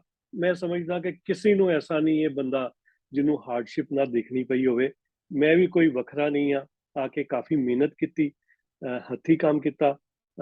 ਸ਼ੁਰੂ ਦੇ ਵਿੱਚ ਮੇਰੇ ਬੱਚੇ ਅਜੇ ਚਾਹੇ ਛੋਟੇ ਸਨ, ਉਹ ਜੋ ਮੇਰੇ ਨਾਲ ਕੰਧੇ ਨਾਲ ਕੰਧਾ ਜੋੜ ਕੇ ਉਹਨਾਂ ਨੇ ਮੇਰੇ ਵਪਾਰ ਦੇ ਅੰਦਰ ਹੈਲਪ ਕੀਤੀ। ਮੇਰੀ ਵਾਈਫ ਓਬਵੀਅਸਲੀ ਉਸ ਨੂੰ ਟਾਈਮ ਲੱਗਿਆ ਇੱਥੇ ਆਪਣੇ ਆਪ ਨੂੰ ਐਡਜਸਟ ਕਰਨ ਲਈ, ਕਿਉਂਕਿ ਅਸੀਂ ਐਡਜਸਟ ਕਰਨ ਲਈ। ਜਿੱਥੋਂ ਦੀ ਅਸੀਂ ਆਏ ਸੀਗੇ ਉੱਥੇ ਆਮ ਤੌਰ ਤੇ ਔਰਤਾਂ ਨੂੰ ਜ਼ਿਆਦਾ ਕੰਮ ਨਹੀਂ ਕਰਨਾ ਪੈਂਦਾ, ਪਰ ਇੱਥੇ ਆ ਕੇ ਉਸਨੂੰ ਘਰ ਦੇ ਸਾਰੇ ਕੰਮ ਕਰਨੇ ਪਏ। ਪਰ ਉਸਦੀ ਸਪੋਰਟ ਬਹੁਤ ਰਹੀ, ਮੈਨੂੰ ਬੱਚਿਆਂ ਦੀ ਸਪੋਰਟ ਬਹੁਤ ਰਹੀ, ਠੀਕ ਹੈ ਜੀ, ਜਿਹਦੇ ਕਰਕੇ ਮੈਂ ਇਸ ਜਗ੍ਹਾ ਤੇ ਪਹੁੰਚ ਪਾਇਆ ਵਾਂ। ਫੈਮਿਲੀ ਦੀ ਸਪੋਰਟ ਤੋਂ ਬਗੈਰ ਤੁਸੀਂ ਕੁਝ ਨਹੀਂ ਅਚੀਵ ਨਹੀਂ ਕਰ ਕਰ ਸਕਦੇ। ਸਕਦਾ, ਨਹੀਂ ਕਰ ਸਕਦਾ। ਔਰ ਪੋਲਿਟਿਕਸ ਵਿੱਚ ਜਦੋਂ ਮੈਨੂੰ ਇਹ ਮੌਕਾ ਮਿਲਿਆ ਤੇ ਉੱਥੇ ਜਿਹੜੇ ਮੇਰੇ ਮੈਂਟੋਰ ਸਨ, ਖਾਸ ਤੌਰ ਤੇ ਨਿਊਜ਼ੀਲੈਂਡ ਨੈਸ਼ਨਲ ਪਾਰਟੀ ਦੇ ਅੰਦਰ, ਉਹਨਾਂ ਨੇ ਇੱਕ ਗੱਲ ਸਮਝਾਈ ਸੀ ਕਿ, ਔਰ ਖਾਸ ਤੌਰ ਤੇ ਜਿਹੜੇ ਸਾਡੇ ਪ੍ਰਧਾਨ ਮੰਤਰੀ ਜੌਨ ਕੀ ਸਨ, ਉਹਨਾਂ ਨੇ ਵੀ ਇਹ ਗੱਲ ਕਹੀ ਸੀਗੀ ਕਿ ਅਲਟੀਮੇਟਲੀ ਤੁਹਾਡੀ ਫੈਮਿਲੀ ਸਿਰਫ ਤੁਹਾਡੇ ਨਾਲ ਖੜੀ ਹੁੰਦੀ ਹੈ, ਬਾਕੀ ਸਭ ਬੰਦੇ ਜਿਹੜੇ ਨੇ ਉਹ ਕਈ ਕਿੱਧਰ ਵਾਰ ਜਾਂਦੇ ਤੁਹਾਡੇ ਆ। ਤੋਂ ਦੂਰ ਹੋ ਜਾਂਦੇ ਨੇ, ਆਪਣੇ ਆਪ ਤੋਂ ਤੁਹਾਡੇ ਤੋਂ ਡਿਸਟੈਂਸ ਮੇਨਟੇਨ ਕਰ ਲੈਂਦੇ ਨੇ, ਪਰ ਇੱਕ ਤੁਹਾਡੀ ਫੈਮਿਲੀ ਹੈ ਉਹ ਹਮੇਸ਼ਾ ਤੁਹਾਡੇ ਨਾਲ ਖੜੀ ਰਹਿੰਦੀ ਹੈ। ਤੇ ਮੈਂ ਇਸ ਗੱਲ ਦੇ ਉੱਤੇ ਫਕਰ ਮਹਿਸੂਸ ਕਰਦਾ ਵਾਂ, ਚਾਹੇ ਉਹ ਮੇਰੀ ਫੈਮਿਲੀ ਨਿਊਜ਼ੀਲੈਂਡ ਵਿੱਚ ਸੀ, ਚਾਹੇ ਉਹ ਦਿੱਲੀ 'ਚ ਸੀ, ਉਹ ਸਾਰੇ ਮੇਰੇ ਨਾਲ ਜੁੜੇ ਰਹੇ। ਔਖੇ ਸਮੇਂ ਵੀ ਉਹਨਾਂ ਨੇ ਮੇਰਾ ਸਾਥ ਦਿੱਤਾ। ਤੇ ਇਸ ਚੀਜ਼ ਦੇ ਉੱਤੇ ਮੈਂ ਐਮਫੈਸਿਸ ਦੇਣਾ ਚਾਹਾਂਗਾ ਕਿ ਤੁਸੀਂ ਆਪਣੀ ਫੈਮਿਲੀ ਦਾ ਜ਼ਰੂਰ ਧਿਆਨ ਰੱਖੋ। ਅਗਰ ਤੁਸੀਂ ਕੋਈ ਮੁਕਾਮ ਅਚੀਵ ਵੀ ਕਰ ਲੈਂਦੇ ਹੋ ਤੇ ਇਹ ਨਾ ਹੋਏ ਕਿ ਤੁਸੀਂ ਆਪਣੀ ਫੈਮਿਲੀ ਨੂੰ ਭੁੱਲ ਜਾਓ। ਆਪਣੀ ਫੈਮਿਲੀ ਨੂੰ ਹਮੇਸ਼ਾ ਬਾਂਹ ਪਕੜ ਕੇ ਆਪਣੇ ਨਾਲ ਅੱਗੇ ਲੈ ਕੇ ਜਾਓ ਤਾਂ ਕਿ ਉਹ ਵੀ ਤਰੱਕੀ ਕਰ ਸਕਣ। ਫਾਦਰ ਸਾਹਿਬ ਇੱਕ ਗੱਲ ਹਮੇਸ਼ਾ ਕਿਹਾ ਕਰਦੇ ਸਨ ਕਿ ਹਰ ਕਿਸੇ ਦੇ ਰਿਸ਼ਤੇਦਾਰ ਹੁੰਦੇ ਨੇ ਜੋ ਸਾਈਕਲ ਤੇ ਚੱਲਦੇ ਨੇ, ਔਰ ਐਸੇ ਵੀ ਰਿਸ਼ਤੇਦਾਰ ਹੁੰਦੇ ਨੇ ਜੋ ਹਵਾਈ ਜਹਾਜ਼ਾਂ 'ਚ ਵੀ ਉੜਦੇ ਨੇ। ਤੇ ਸਾਨੂੰ ਦੋਨਾਂ ਨੂੰ ਮੇਨਟੇਨ ਕਰਕੇ ਚੱਲਣਾ ਚਾਹੀਦਾ ਹੈ। ਇਹ ਨਹੀਂ ਕਿ ਸਿਰਫ ਜਿਹੜੇ ਜਹਾਜ਼ ਤੋਂ ਉੜਦੇ ਨੇ ਉਹਨਾਂ ਨਾਲ ਤੁਸੀਂ ਆਪਣੀ ਰਿਸ਼ਤੇਦਾਰੀ ਨਿਭਾਓ ਤੇ ਸਾਈਕਲ ਵਾਲੇ ਨੂੰ ਭੁੱਲ ਜਾਓ। ਨਹੀਂ, ਸਾਈਕਲ ਵਾਲੇ ਨੂੰ ਵੀ ਮੌਕਾ ਦਿਲਾਓ ਅਗਰ ਤੁਹਾਡੇ ਕੋਲ ਕੋਈ ਓਪਰਚੁਨਿਟੀ ਹੈ ਕਿ ਉਹ ਵੀ ਤਰੱਕੀ ਕਰਕੇ ਉਹ ਵੀ ਜਹਾਜ਼ਾਂ 'ਚ ਉੜ ਸਕੇ। ਠੀਕ ਹੈ ਜੀ। ਅੱਛਾ ਬਖਸ਼ੀ ਸਾਹਿਬ, ਸਭ ਤੋਂ ਪਹਿਲੀ ਜਿਹੜੀ ਚੋਣ ਲੜੀ ਤੁਸੀਂ ਪਾਰਲੀਮੈਂਟ ਦੀ, ਉਹ ਕਦੋਂ ਲੜੀ? ਮੈਂ 2008 ਦੇ ਵਿੱਚ ਪਹਿਲੀ ਇਲੈਕਸ਼ਨ ਲੜੀ ਸੀ ਜੀ। ਹਾਂਜੀ, ਔਰ ਨਿਊਜ਼ੀਲੈਂਡ ਵਿੱਚ ਥੋੜਾ ਪਾਰਲੀਮੈਂਟ ਦਾ ਸਿਸਟਮ ਜਿਹੜਾ ਹੈ ਉਹ ਡਿਫਰੈਂਟ ਹੈ। ਮੈਂ ਤੁਹਾਡੇ ਸਰੋਤਿਆਂ ਨਾਲ, ਅਗਰ ਤੁਹਾਡੇ ਕੋਲ ਸਮਾਂ ਹੋਏ ਨਹੀਂ ਤੇ ਮੈਂ ਹੈਗਾ ਸ਼ੇਅਰ ਸਮਾਂ। ਕਰਨਾ ਚਾਹਾਂਗਾ। ਉਹਦੇ ਵਿੱਚ ਕੀ ਹੁੰਦਾ ਕਿ ਸਾਡਾ ਇੱਕੋ ਹੀ ਹਾਊਸ ਹੈ ਪਾਰਲੀਮੈਂਟ ਦਾ, ਚਾਹੇ ਤੁਸੀਂ ਇਲੈਕਟਿਡ ਮੈਂਬਰ ਹੋ ਚਾਹੇ ਨੋਮੀਨੇਟਿਡ ਮੈਂਬਰ ਹੋ, ਤੁਸੀਂ ਇੱਕੋ ਹਾਊਸ ਵਿੱਚ ਹੀ ਬੈਠਦੇ ਹੋ, ਕੋਈ ਡਿਫਰੈਂਟ ਦੋ ਹਾਊਸਿਸ ਨਹੀਂ ਨੇ। ਤੇ ਮੈਂ ਜਿਹੜਾ 4 ਟਰਮ ਕੀਤੇ ਨੇ ਉਹ ਪਾਰਟੀ ਵੱਲੋਂ ਨੋਮੀਨੇਸ਼ਨ ਦੇ ਤੌਰ ਦੇ ਉੱਤੇ ਕੀਤੇ ਨੇ। ਮੈਂ ਅੱਛਾ ਜੀ, ਹਮੇਸ਼ਾ ਐਜ਼ ਅ ਨੋਮੀਨੇਟਿਡ ਐਮਪੀ, ਇੱਥੇ ਉਸ ਨੂੰ ਲਿਸਟ ਐਮਪੀ ਕਹਿੰਦੇ ਨੇ, ਲਿਸਟ ਐਮਪੀ ਗਿਆ। ਤੇ ਪਰ ਸਾਡੀ ਫੈਸਿਲਿਟੀ, ਸਾਡੇ ਹੱਕ ਸਾਰੇ ਇੱਕ ਬਰਾਬਰ ਨੇ। ਚਾਹੇ ਅਸੀਂ ਇਲੈਕਟਿਡ ਐਮਪੀ ਹਾਂ, ਚਾਹੇ ਉਹ ਲਿਸਟ ਐਮਪੀ ਹਾਂ। ਠੀਕ ਹੈ। ਤੇ ਤੁਹਾਨੂੰ ਪਾਰਲੀਮੈਂਟ ਦੇ ਵਿੱਚ ਤੁਹਾਡੀ ਆਪਣੀ ਟੈਨੋਰ ਦੇ ਦੌਰਾਨ ਕੋਈ ਕਿਸੇ ਕਿਸਮ ਦੀ ਕੋਈ ਸਮੱਸਿਆ ਦਾ ਸਾਹਮਣਾ ਕਰਨਾ ਪਿਆ ਹੋਵੇ, ਜਾਂ ਕੋਈ ਹੇਟ ਕ੍ਰਾਈਮ ਦਾ ਇਸ਼ੂ ਹੋਵੇ, ਚਾਹੇ ਕੋਈ ਰੇਸ ਡਿਸਕ੍ਰਿਮੀਨੇਸ਼ਨ ਦਾ ਇਸ਼ੂ ਤੁਹਾਨੂੰ ਫੇਸ ਕਰਨਾ ਪਿਆ ਹੋਵੇ, ਇਹੋ ਜਿਹੀ ਕੋਈ ਗੱਲ ਕਦੀ ਹੋਈ? ਇੱਕ ਚੀਜ਼ ਇੱਥੇ ਮੈਂ ਤੁਹਾਡੇ ਸਰੋਤਿਆਂ ਨੂੰ ਦੱਸਣਾ ਚਾਹਾਂਗਾ ਕਿ ਨਿਊਜ਼ੀਲੈਂਡ ਦੇ ਜਿਹੜੇ ਵਾਸੀ ਨੇ ਉਹ ਬਹੁਤ ਹੀ ਕੋਆਰਡੀਅਲ ਨੇ, ਹੰਬਲ ਨੇ, ਔਰ ਤੁਹਾਨੂੰ ਜਿਹਨੂੰ ਕਹਿੰਦੇ ਨਾ ਓਪਨ ਆਰਮਸ ਦੇ ਨਾਲ ਵੈਲਕਮ ਕਰਦੇ ਨੇ। Very good. ਮੈਨੂੰ ਇਸ ਤਰ੍ਹਾਂ ਦਾ ਮੌਕਾ ਕਦੀ ਵੀ ਨਹੀਂ ਆਇਆ। ਔਰ ਕਿਉਂਕਿ ਨਿਊਜ਼ੀਲੈਂਡ ਪਾਰਲੀਮੈਂਟ ਦੇ ਅੰਦਰ ਪਹਿਲੇ ਰੂਲ ਹੁੰਦਾ ਸੀਗਾ ਕਿ ਤੁਸੀਂ ਕੋਈ ਹੈਡ ਗੇਅਰ ਪਾ ਕੇ ਨਹੀਂ ਜਾ ਸਕਦੇ। ਜਾ ਹੈਡ ਗੇਅਰ ਦਾ ਸਕਦੇ। ਮਤਲਬ ਉਹ ਨਹੀਂ ਜਾ ਸਕਦੇ, ਜਿਸ ਦਾ ਮਤਲਬ ਕਿ ਤੁਸੀਂ ਦਸਤਾਰ ਲਈ ਵੀ ਤੁਹਾਡੀ ਪਾਬੰਦੀ ਸੀ, ਕੈਪ ਦੇ ਲਈ ਵੀ, ਹੈਟ ਦੇ ਲਈ ਵੀ ਤੁਸੀਂ ਕੁਝ ਪਾ ਕੇ ਨਹੀਂ ਜਾ ਸਕਦੇ ਸੀਗੇ। ਪਰ ਮੈਂ ਜੋ ਸਪੀਕਰ ਸਨ ਉਹਨਾਂ ਦੇ ਕੋਲ ਗਿਆ, ਉਹਨਾਂ ਨੂੰ ਅਪਰੋਚ ਕੀਤੀ। ਮੈਂ ਉਹਨਾਂ ਨੂੰ ਦੱਸਿਆ ਕਿ ਮੇਰੀ ਰਿਲੀਜਨ ਦੇ ਮੁਤਾਬਿਕ ਮੈਨੂੰ ਦਸਤਾਰ ਬਣ ਕੇ ਆਣਾ ਵੇ। ਦੂਸਰਾ, ਮੈਂ ਅੰਮ੍ਰਿਤਧਾਰੀ ਸਿੱਖ ਹਾਂ ਤੇ ਮੈਨੂੰ ਕਿਰਪਾਨ ਜੋ ਹੈ ਉਹ ਵੀ ਪਾ ਕੇ ਆਣਾ ਜ਼ਰੂਰੀ ਹੈ। ਤੇ ਸਪੀਕਰ ਨੇ ਉਸ ਤੋਂ ਅੱਛਾ, ਤੀਸਰੀ ਗੱਲ ਉਸਨੂੰ ਮੈਂ ਦੱਸੀ ਕਿ ਮੇਰੇ ਕੋਲ ਬਹੁਤ ਸਾਰੇ ਲੋਕ ਆਣਗੇ ਜੋ ਅੰਮ੍ਰਿਤਧਾਰੀ ਨੇ ਤੇ ਉਹਨਾਂ ਨੇ ਵੀ ਕਿਰਪਾਨ ਪਾਈ ਹੋਏਗੀ ਤੇ ਉਹਨਾਂ ਨੂੰ ਵੀ ਕੋਈ ਰੋਕ ਟੋਕ ਨਹੀਂ ਹੋਣੀ ਚਾਹੀਦੀ। ਉਹ ਸਪੀਕਰ ਵਾਸ ਕਾਈਂਡ ਇਨਫ, ਉਹਨਾਂ ਨੇ ਮੈਨੂੰ ਪਰਮਿਸ਼ਨ ਦਿੱਤੀ ਕਿ ਤੂੰ ਕਿਰਪਾਨ ਪਾ ਕੇ ਹਾਊਸ ਦੇ ਅੰਦਰ ਡਿਬੇਟਿੰਗ ਚੇਂਬਰ ਦੇ ਆ ਸਕਦਾ ਵੇਂ। ਤੇਰੇ ਕੋਈ ਵੀ ਮਹਿਮਾਨ, ਅਗਰ ਤੂੰ ਸਿਕਿਉਰਿਟੀ ਨੂੰ ਪਹਿਲੇ ਇਨਫੋਰਮ ਕਰ ਦੇਗਾ ਕਿ ਇਸ ਤਰ੍ਹਾਂ ਮੇਰੇ ਕੋਲ ਇਹ ਵਿਅਕਤੀ ਆ ਰਹੇ ਨੇ ਤੇ ਇਹਨਾਂ ਨੇ ਕਿਰਪਾਨ ਪਾਈ ਹੋਏਗੀ, ਤੇ ਉਹਨਾਂ ਦੀ ਕੋਈ ਪੁੱਛਗਿੱਛ ਨਹੀਂ ਹੋਏਗੀ ਤੇ ਉਹਨਾਂ ਨੂੰ ਕਿਰਪਾਨ ਪਾ ਕੇ ਪਾਰਲੀਮੈਂਟ ਵਿੱਚ ਜਾਣ ਦਿੱਤਾ ਜਾਏਗਾ। ਤੇ ਮੈਂ ਸਮਝਦਾ ਕਿ ਓਵਰਆਲ ਪਾਰਲੀਮੈਂਟ ਦੇ ਮੇਰੇ ਜਿਹੜੇ 4 ਟਰਮ ਸਨ ਉਹਦੇ ਵਿੱਚ ਕਦੀ ਵੀ ਮੈਨੂੰ ਕੋਈ ਦਸਤਾਰ ਕਰਕੇ ਜਾਂ ਕਿਰਪਾਨ ਕਰਕੇ ਕੋਈ ਸਮੱਸਿਆ ਨਹੀਂ ਆਈ। ਪੂਰੇ ਮੈਨੂੰ ਇੱਥੇ ਤਕਰੀਬਨ 22-23 ਸਾਲ ਹੋ ਚੱਲੇ ਨੇ ਨਿਊਜ਼ੀਲੈਂਡ ਦੇ ਅੰਦਰ, 21 ਸਾਲ ਹੋ ਚੱਲੇ ਨੇ। ਇਹਦੇ ਵਿੱਚ ਇੱਕ ਇਨਸੀਡੈਂਟ ਮੈਨੂੰ ਸਿਰਫ ਯਾਦ ਆਉਂਦਾ ਹੈ ਕਿ ਜਦੋਂ 9/11 ਹੋਇਆ ਸੀਗਾ ਹਾਂਜੀ। ਤੇ ਇੱਕ ਦਿਨ ਮੈਂ ਕੁਈਨ ਸਟਰੀਟ ਦੇ ਉੱਤੇ ਪੈਦਲ ਜਾਂਦਾ ਪਿਆ ਸੀਗਾ ਤੇ ਉਸ ਟਾਈਮ ਤੇ ਕਾਰ ਵਿੱਚ ਉੱਥੋਂ ਦੀ ਨਿਕਲਦੇ ਹੋਏ ਬੰਦਿਆਂ ਨੇ ਆਵਾਜ਼ ਦਿੱਤੀ ਸੀ, Obama Obama go back from here. ਮੈਨੂੰ ਵੀ ਹੋਇਆ ਹੈ ਭਾਜੀ। ਅਦਰਵਾਈਜ਼ ਹਾਂਜੀ, ਅਦਰਵਾਈਜ਼ ਕਦੀ ਕਿਸੇ ਨੇ ਕੋਈ ਕਿੰਤੂ ਪ੍ਰੰਤੂ ਨਹੀਂ ਕੀਤਾ। ਹਮੇਸ਼ਾ ਲੋਕਾਂ ਨੇ ਸਿੱਖੀ ਦੇ ਬਾਰੇ ਜਾਣਨ ਦੀ ਕੋਸ਼ਿਸ਼ ਕੀਤੀ ਔਰ ਐਪਰੀਸ਼ੀਏਟ ਕੀਤਾ ਕਿ ਮੈਂ ਆਪਣੇ ਧਰਮ ਵਿੱਚ ਪੱਕਾ ਹਾਂ, ਔਰ ਇਸ ਚੀਜ਼ ਨੂੰ ਉਹ ਐਡਮਾਇਰ ਕਰਦੇ ਨੇ ਔਰ ਲੋਕਾਂ ਨੂੰ ਵੀ ਐਗਜ਼ਾਮਪਲ ਦਿੰਦੇ ਨੇ।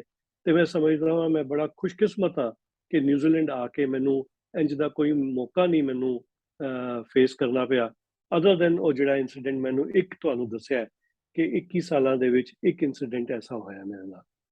ਜਦੋਂ ਤੁਸੀਂ ਆਮ ਤੌਰ ਤੇ ਮਾਰਕੀਟ ਵਿੱਚ ਜਾਂਦੇ ਹੋ ਜਾਂ ਇਹੋ ਜਿਹਾ ਸੋਸ਼ਲ ਪਲੇਟਫਾਰਮ ਤੇ ਜਾਂਦੇ ਹੋ, ਕਿਸੇ ਗੈਰ ਸਿੱਖ ਫੰਕਸ਼ਨ ਦੇ ਉੱਤੇ ਜਾਂਦੇ ਹੋ, ਉੱਥੇ ਤੁਹਾਨੂੰ ਕਿਸ ਤਰ੍ਹਾਂ ਦੇਖਦੇ ਆ ਲੋਕ, ਜਿਹੜੇ ਗੈਰ ਸਿੱਖ ਲੋਕ? ਇੱਥੇ ਥੋੜਾ ਜਿਹਾ ਜੋ ਸਾਊਥ ਆਈਲੈਂਡ ਦੇ ਵਿੱਚ ਅਗਰ ਅਸੀਂ ਜਾਈਏ, ਕਿਉਂਕਿ ਉੱਥੇ ਦੀ ਆਬਾਦੀ ਬਹੁਤ ਥੋੜੀ ਹੈ ਤੇ ਉੱਥੇ ਦੇ ਕਈ ਵਾਰ ਐਸੇ ਮੈਨੂੰ ਫੰਕਸ਼ਨਸ ਦੇ ਬੰਦੇ ਮਿਲੇ ਨੇ ਜੋ ਮਤਲਬ ਕਿ ਸਾਊਥ ਆਈਲੈਂਡ ਰਹਿੰਦੇ ਹੋਏ ਉਹਨਾਂ ਨੇ ਕਦੀ ਆਕਲੈਂਡ ਵੀ ਵਿਜ਼ਿਟ ਨਹੀਂ ਕੀਤਾ ਹੋਇਆ, ਉਹ ਜੋ ਕਿ ਸਭ ਤੋਂ ਵੱਡਾ ਸ਼ਹਿਰ ਹੈ ਇਸ ਕਹਿ ਰਿਹਾ ਮੁਲਕ ਜੀ। ਦਾ। ਉਹਨਾਂ ਨੇ ਉਸ ਨੂੰ ਵੀ ਵਿਜ਼ਿਟ ਨਹੀਂ ਕੀਤਾ ਹੋਇਆ ਤੇ ਉਹਨਾਂ ਦੀ ਜਿਹੜੀ ਨੌਲੇਜ ਹੈ ਆਬਵੀਅਸਲੀ ਉਹ ਆਪਣੇ ਸ਼ਹਿਰ ਦੇ ਵਿੱਚ ਹੀ ਜਿਹੜੀ ਹੈ ਸੀਮਿਤ ਰਹਿ ਜਾਂਦੀ ਹੈ। ਤੇ ਉਹ ਆ ਕੇ ਮੈਨੂੰ ਕਿਉਰਿਓਸਿਟੀ ਨਾਲ ਜ਼ਰੂਰ ਪੁੱਛਦੇ ਨੇ ਕਿ ਭਾਈ ਤੂੰ ਕੌਣ ਹੈ, ਕਿਹੜੇ ਰਿਲੀਜਨ ਦਾ ਹੈ, ਆਰ ਯੂ ਮੁਸਲਿਮ, ਇੰਜ ਕਰਕੇ ਉਹ ਮਤਲਬ ਕਿ ਤਹਿਜ਼ੀਬ ਨਾਲ, ਇਸ ਤਰ੍ਹਾਂ ਨਹੀਂ ਕਿ ਕੋਈ ਰੂਡ ਹੋ ਕੇ, ਹਾਂਜੀ ਹਾਂਜੀ ਹਾਂਜੀ। ਤਹਿਜ਼ੀਬ ਨਾਲ ਪੁੱਛਦੇ ਨੇ। ਫਿਰ ਉਹਨਾਂ ਨੂੰ ਮੈਨੂੰ ਮੌਕਾ ਮਿਲਦਾ ਹੈ ਕਿ ਐਕਸਪਲੇਨ ਕਰਾਂ ਕਿ ਮੇਰਾ ਕੀ ਰਿਲੀਜਨ ਹੈ। ਅਸੀਂ ਮੁਸਲਿਮ ਨਹੀਂ ਆ, ਅਸੀਂ ਸਿੱਖ ਹਾਂ। ਔਰ ਉਹ ਉਸਨੂੰ ਬੜੀ ਤਸੱਲੀ ਦੇ ਨਾਲ ਸੁਣਦੇ ਨੇ। ਔਰ ਕਈ ਵਾਰ ਤੇ ਐਸਾ ਵੀ ਮੌਕਾ ਹੋਇਆ ਹੈ ਕਿ ਉਹ ਮੈਨੂੰ ਕਹਿੰਦੇ ਤੂੰ ਲਿਖ ਕੇ ਦੇ ਕੇ ਜਾ, ਸਾਨੂੰ ਕਿੱਥੋਂ ਦੀ ਹੋਰ ਇਨਫੋਰਮੇਸ਼ਨ ਮਿਲ ਸਕਦੀ ਹੈ। ਔਰ ਅੱਛਾ। ਮੈਂ ਉਹਨਾਂ ਨੂੰ ਈਵਨ ਗਾਈਡ ਕਰਦਾ ਵਾਂ ਕਿ ਸਾਡੇ ਹਰ ਇਲਾਕੇ ਦੇ ਵਿੱਚ ਗੁਰੂ ਘਰ ਮੌਜੂਦ ਨੇ, ਤੁਸੀਂ ਕਦੇ ਵੀ ਉੱਥੇ ਜਾ ਸਕਦੇ ਹੋ। ਫਿਰ ਇਨਵਾਈਟ ਵੀ ਕਈਆਂ ਨੂੰ ਕੀਤਾ ਕਿ ਤੁਸੀਂ ਆਓ ਗੁਰੂ ਘਰ ਦੇਖੋ ਔਰ ਸਾਡਾ ਦੇਖੋ। ਔਰ ਖਾਸ ਤੌਰ ਤੇ ਜਦੋਂ ਅਸੀਂ ਲੰਗਰ ਦੀ ਗੱਲ ਕਰਦੇ ਹਾਂ, ਉਹਨਾਂ ਨੂੰ ਲੰਗਰ ਬਾਰੇ ਦੱਸਦੇ ਹਾਂ, ਤਾਂ ਉਹ ਬਹੁਤ ਹੈਰਾਨ ਹੁੰਦੇ ਨੇ ਕਿ ਤੁਹਾਡੇ ਉੱਥੇ ਲੰਗਰ ਜੋ ਹੈ ਰੋਜ਼ ਪੱਕਦਾ ਹੈ ਔਰ ਰੋਜ਼ ਲੋਕਾਂ ਨੂੰ ਤੁਸੀਂ ਫ੍ਰੀ 'ਚ ਖਿਲਾਉਂਦੇ ਹੋ। ਤਾਂ ਫਿਰ ਉਹਨਾਂ ਦਾ ਅਗਲਾ ਸਵਾਲ ਹੁੰਦਾ ਹੈ ਕਿ ਇੰਨਾ ਪੈਸਾ ਕਿੱਥੋਂ ਆਉਂਦਾ ਹੈ, ਇੰਨੀ ਫੰਡਿੰਗ ਕਿੱਥੋਂ ਆਉਂਦੀ ਹੈ। ਤੇ ਆਮ ਤੌਰ ਤੇ ਮੈਂ ਉਹਨਾਂ ਨੂੰ ਥੋੜਾ ਹਸੀ ਨਾਲ ਦੱਸਦਾ ਵਾਂ ਕਿ ਸਾਡੇ ਗੁਰੂ ਸਾਹਿਬ ਨੇ $20 ਦਾ FD 20 ਰੁਪਏ ਦੀ FD ਕੀਤੀ ਸੀ, ਉਸੇ ਦਾ ਅੱਜ ਤੱਕ ਅਸੀਂ ਚਲਾਈ ਜਾ ਰਹੇ ਹਾਂ, ਯੈਸ ਉਸੇ ਯੈਸ, ਨਾਲ ਹੀ ਸਾਡਾ ਲੰਗਰ ਚੱਲੀ ਜਾਂਦਾ ਹੈ। ਹਾਂਜੀ ਹਾਂਜੀ ਹਾਂਜੀ। ਅੱਛਾ, ਤੇ ਜਿਹੜੀ ਆਪਣੀ ਕਮਿਊਨਿਟੀ ਇੱਥੇ ਰਹਿੰਦੀ ਆ ਤੁਹਾਡੇ ਨਿਊਜ਼ੀਲੈਂਡ ਦੇ ਵਿੱਚ, ਉਹਨਾਂ ਨੂੰ ਕਿਹੋ ਜਿਹੀਆਂ ਸਮੱਸਿਆਵਾਂ ਦਾ ਆਮ ਤੌਰ ਤੇ ਗਵਰਨਮੈਂਟ ਪੱਧਰ ਦੇ ਉੱਤੇ ਜਾਂ ਸਮਾਜਿਕ ਪੱਧਰ ਦੇ ਉੱਤੇ ਜਾਂ ਪੋਲੀਟੀਕਲ ਪੱਧਰ ਦੇ ਉੱਤੇ ਕਿਹੋ ਜਿਹੀਆਂ ਸਮੱਸਿਆਵਾਂ ਨੂੰ ਉਹ ਫੇਸ ਕਰਦੇ? ਆਮ ਤੌਰ ਤੇ ਕਿਸੇ ਨੂੰ ਕੋਈ ਡਿਸਕ੍ਰਿਮੀਨੇਸ਼ਨ ਜਿਹੜੀ ਹੈ ਉਹ ਨਹੀਂ ਹੁੰਦੀ, ਔਰ ਖਾਸ ਤੌਰ ਤੇ ਜਿਹੜਾ ਪੈਂਡੈਮਿਕ ਦੇ ਟਾਈਮ ਤੇ ਸਾਡੇ ਭਾਈਚਾਰੇ ਨੇ ਜੋ ਲੋਕਾਂ ਨੂੰ ਫੂਡ ਪਾਰਸਲਸ ਜਿਹੜੇ ਸਪਲਾਈ ਕੀਤੇ ਹਜ਼ਾਰਾਂ ਦੀ ਤਾਦਾਦ ਵਿੱਚ, ਹਾਂਜੀ ਔਰ ਪੂਰੀ ਨਿਊਜ਼ੀਲੈਂਡ ਵਿੱਚ, ਉਸ ਕਰਕੇ ਬਹੁਤ ਲੋਕਾਂ ਦੇ ਮਨ ਵਿੱਚ ਜਿਹੜੀ ਹੈ ਰਿਸਪੈਕਟ ਵਧੀ ਹੈ ਸਾਡੀ। ਓਬਵੀਅਸਲੀ ਛੋਟੀ ਮੋਟੀ ਗੱਲਬਾਤ ਕਿਤੇ ਨਾ ਕਿਤੇ ਹੋ ਜਾਂਦੀ ਹੈ, ਕਈ ਜਿਵੇਂ ਕਿ ਥੋੜੇ ਸਾਲ ਪਹਿਲੇ ਦੀ ਗੱਲ ਹੈ, ਵਰਲਡ ਕੱਪ ਇੱਥੇ ਹੋ ਰਿਹਾ ਸੀ ਕ੍ਰਿਕਟ ਦਾ, ਉੱਥੇ ਅੰਮ੍ਰਿਤਧਾਰੀ ਸਿੱਖ ਜੋ ਅੰਦਰ ਜਾਣਾ ਚਾਹ ਰਹੇ ਸਨ ਤੇ ਸਿਕਿਉਰਿਟੀ ਵਾਲਿਆਂ ਨੇ ਉਹਨਾਂ ਨੂੰ ਰੋਕ ਜਾਣ ਦਿੱਤਾ ਨਹੀਂ ਸੀ, ਦਿੱਤਾ। ਜਾਣ ਨਹੀਂ ਦਿੱਤਾ। ਤੇ ਉਹ ਇੰਜ ਦੇ ਇੰਸੀਡੈਂਟ ਜਿਹੜੇ ਵਿਰਲੇ ਕਈ ਹੋ ਜਾਂਦੇ ਨੇ। ਫਿਰ ਅਸੀਂ ਵਰਲਡ ਕੱਪ ਦੀ ਜੋ ਕਮੇਟੀ ਸੀਗੀ ਉਹਨਾਂ ਨਾਲ ਮੀਟਿੰਗ ਕੀਤੀ, ਉਹਨਾਂ ਨੂੰ ਸਮਝਾਇਆ ਕਿ ਵੀ ਇਸ ਤਰ੍ਹਾਂ ਇਹ ਕੋਈ ਹਥਿਆਰ ਦੇ ਤੌਰ ਤੇ ਨਹੀਂ ਲੈ ਕੇ ਜਾ ਰਹੇ, ਸਾਡਾ ਰਿਲੀਜੀਅਸਲੀ ਰਿਕੁਆਇਰਮੈਂਟ ਹੈ। ਤੇ ਉਹ ਚੀਜ਼ਾਂ ਜਿਹੜੀਆਂ ਨੇ, ਫਿਰ ਉਸ ਤੋਂ ਬਾਅਦ ਮੈਂ ਪਾਰਲੀਮੈਂਟ ਦੇ ਵਿੱਚ ਆਪਣਾ ਇੱਕ ਪ੍ਰਾਈਵੇਟ ਮੈਂਬਰਸ ਬਿੱਲ ਜਿਹੜਾ ਹੈ ਉਹ ਪੇਸ਼ ਕੀਤਾ ਹੋਇਆ ਸੀਗਾ, ਜਿਹਦੇ ਵਿੱਚ ਇਹ ਰੈਗੂਲੇਸ਼ਨ ਪਾਸ ਹੋ ਜਾਣਾ ਸੀ ਕਿ ਬੈਪਟਾਈਜ਼ ਸਿੱਖ ਜੋ ਨੇ, ਅੰਮ੍ਰਿਤਧਾਰੀ ਸਿੱਖ ਨੇ, ਉਹ ਕਿਰਪਾਨ ਪਾ ਕੇ ਆਪਣੇ ਕੰਮ ਤੇ ਜਾ ਸਕਦੇ ਨੇ, ਕਿੱਥੇ ਵੀ ਜਾ ਸਕਦੇ ਨੇ। ਫਲਾਈਟ ਦੇ ਵਿੱਚ ਵੀ ਤਕਰੀਬਨ 6 ਸੈਂਟੀਮੀਟਰ ਤੱਕ ਦੀ ਕੋਈ ਕਿਰਪਾਨ ਹੋਵੇ, 에ਅਰਪੋਰਟ ਸਿਕਿਉਰਿਟੀ ਜੋ ਹੈ ਉਸ ਨੂੰ ਇਜਾਜ਼ਤ ਦਿੰਦੀ ਹੈ। ਇਸ ਕਰਕੇ ਅਸੀਂ ਲੋਕਾਂ ਨੂੰ ਟਾਈਮ ਟੂ ਟਾਈਮ ਰਿਮਾਈਂਡ ਕਰਾਉਂਦੇ ਰਹਿੰਦੇ, ਕਹਿੰਦੇ ਆ ਕਿ ਤੁਸੀਂ ਕਿਰਪਾਨ ਜਿਹੜੀ ਹੈ ਉਹ 6 ਸੈਂਟੀਮੀਟਰ ਤੱਕ ਦੀ ਜਿਹੜੀ ਹੈ ਉਹ ਪਾ ਕੇ ਜਾਓ, ਤਾਂ ਕਿ ਤੁਸੀਂ ਆਪਣਾ ਜੋ ਇੱਕ ਅੰਮ੍ਰਿਤ ਦਾ ਜਿਹੜਾ ਆਸਪੈਕਟ ਹੈ ਉਸ ਨੂੰ ਪੂਰਾ ਕਰ ਸਕੋ। ਤੇ ਉਸ ਲਿਹਾਜ਼ ਨਾਲ ਮੈਂ ਸਮਝਦਾ ਓਵਰਆਲ ਇੱਥੇ ਦੇ ਲੋਕੀ ਕਾਫੀ ਕੋਆਪਰੇਟਿਵ ਨੇ, ਔਰ ਅੱਗੇ ਚੱਲ ਕੇ ਵੀ। ਅੱਛਾ, ਖਾਸ ਇੱਕ ਹੋਰ ਮੈਂ ਇੱਥੇ ਇਨਸੀਡੈਂਟ ਜਿਹੜਾ ਤੁਹਾਡੇ ਨਾਲ ਸ਼ੇਅਰ ਕਰਨਾ ਚਾਹਾਂਗਾ। ਹਾਂਜੀ ਇੱਕ ਬੱਚੇ ਦਾ ਐਕਸੀਡੈਂਟ ਹੋ ਗਿਆ ਤੇ ਉਹਦੇ ਸਿਰ ਤੋਂ ਖੂਨ ਨਿਕਲ ਰਿਹਾ ਸੀਗਾ, ਤੇ ਬਾਈ ਚਾਂਸ ਉੱਥੇ ਇੱਕ ਸਟੂਡੈਂਟ ਜੋ ਉਸ ਟਾਈਮ ਤੇ ਸਟੂਡੈਂਟ ਸੀਗਾ ਉਹ ਖੜਾ ਸੀ, ਤੇ ਉਸ ਟਾਈਮ ਤੇ ਕੋਈ ਚੀਜ਼ ਮਿਲ ਨਹੀਂ ਰਹੀ ਸੀ ਕਿ ਉਸ ਬੱਚੇ ਦੇ ਸਿਰ ਦੇ ਥੱਲੇ ਰੱਖੀ ਜਾ ਸਕੇ ਤਾਂ ਕਿ ਉਹਨੂੰ ਸਪੋਰਟ ਮਿਲ ਸਕੇ ਉਹਦੀ ਗਰਦਨ ਨੂੰ। ਉਸ ਸਟੂਡੈਂਟ ਨੇ ਆਪਣੀ ਦਸਤਾਰ ਖੋਲ ਕੇ ਉਹ ਬੱਚੇ ਦੇ ਸਿਰ ਦੇ ਥੱਲੇ ਰੱਖ ਦਿੱਤੀ ਸੀ, ਵੈਰੀ ਗੁੱਡ। ਔਰ ਅਗਲੇ ਦਿਨ ਨਿਊਜ਼ਪੇਪਰ ਵਿੱਚ ਫਰੰਟ ਪੇਜ ਤੇ ਉਹ ਫੋਟੋ ਛਪੀ ਸੀਗੀ, ਔਰ ਬਹੁਤ ਲੋਕਾਂ ਨੇ ਉਸ ਬੱਚੇ ਨੂੰ ਐਡਮਾਇਰ ਕੀਤਾ, ਐਪਰੀਸ਼ੀਏਟ ਕੀਤਾ। ਇੱਥੇ ਤੱਕ ਕਿ ਉਹ ਜਿਹੜਾ ਸਟੂਡੈਂਟ ਸੀਗਾ, ਉਹਦੇ ਘਰੋਂ ਜਦੋਂ ਜਰਨਲਿਸਟ ਪਹੁੰਚੇ ਤੇ ਉਹਨਾਂ ਨੇ ਦੇਖਿਆ ਕਿ ਉਹ ਜ਼ਮੀਨ ਤੇ ਗੱਦਾ ਵਿਛਾ ਕੇ ਸੌਂਦਾ, ਕਿ ਉਹਦੇ ਕੋਲ ਇੰਨੇ ਰਿਸੋਰਸਸ ਵੀ ਨਹੀਂ ਨੇ।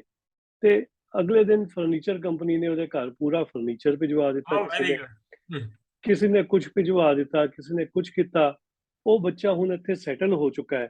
ਤੇ ਇਹ ਚੀਜ਼ਾਂ ਜਿਹੜੀਆਂ ਨੇ ਨਿਊਜ਼ੀਲੈਂਡ ਦੇ ਅੰਦਰ ਬੜੀਆਂ ਆਮ ਤੌਰ ਤੇ ਹੁੰਦੀਆਂ ਨੇ ਕਿ ਕਿਸੇ ਨੂੰ ਕਿਸੇ ਚੀਜ਼ ਦੀ ਜ਼ਰੂਰਤ ਹੋਏ ਤੇ ਲੋਕੀ ਵੱਧ ਚੜ ਕੇ ਉਸ ਨੂੰ ਮਦਦ ਕਰਦੇ ਨੇ। ਅਗਰ ਅਸੀਂ ਸਟੈਟਸ ਦੇਖੀਏ ਤੇ ਨਿਊਜ਼ੀਲੈਂਡ ਪਰ ਕੈਪੀਟਾ ਦੇ ਹਿਸਾਬ ਨਾਲ ਸਭ ਤੋਂ ਹਾਈ ਡੋਨੇਸ਼ਨ ਜਿਹੜਾ ਹੈ ਉਹ ਦਿੰਦਾ ਹੈ, ਚਾਹੇ ਉਹ ਟਾਈਮ ਦੀ ਹੋਵੇ, ਚਾਹੇ ਉਹ ਪੈਸੇ ਦੀ ਹੋਵੇ। ਤੇ ਇਸ ਪੱਖੋਂ ਅਸੀਂ ਬੜੇ ਹੀ ਖੁਸ਼ਕਿਸਮਤ ਆ ਕਿ ਨਿਊਜ਼ੀਲੈਂਡਰਸ ਤੁਹਾਡੇ ਨਾਲ ਮਿਲ ਕੇ ਕੰਮ ਕਰਦੇ ਨੇ।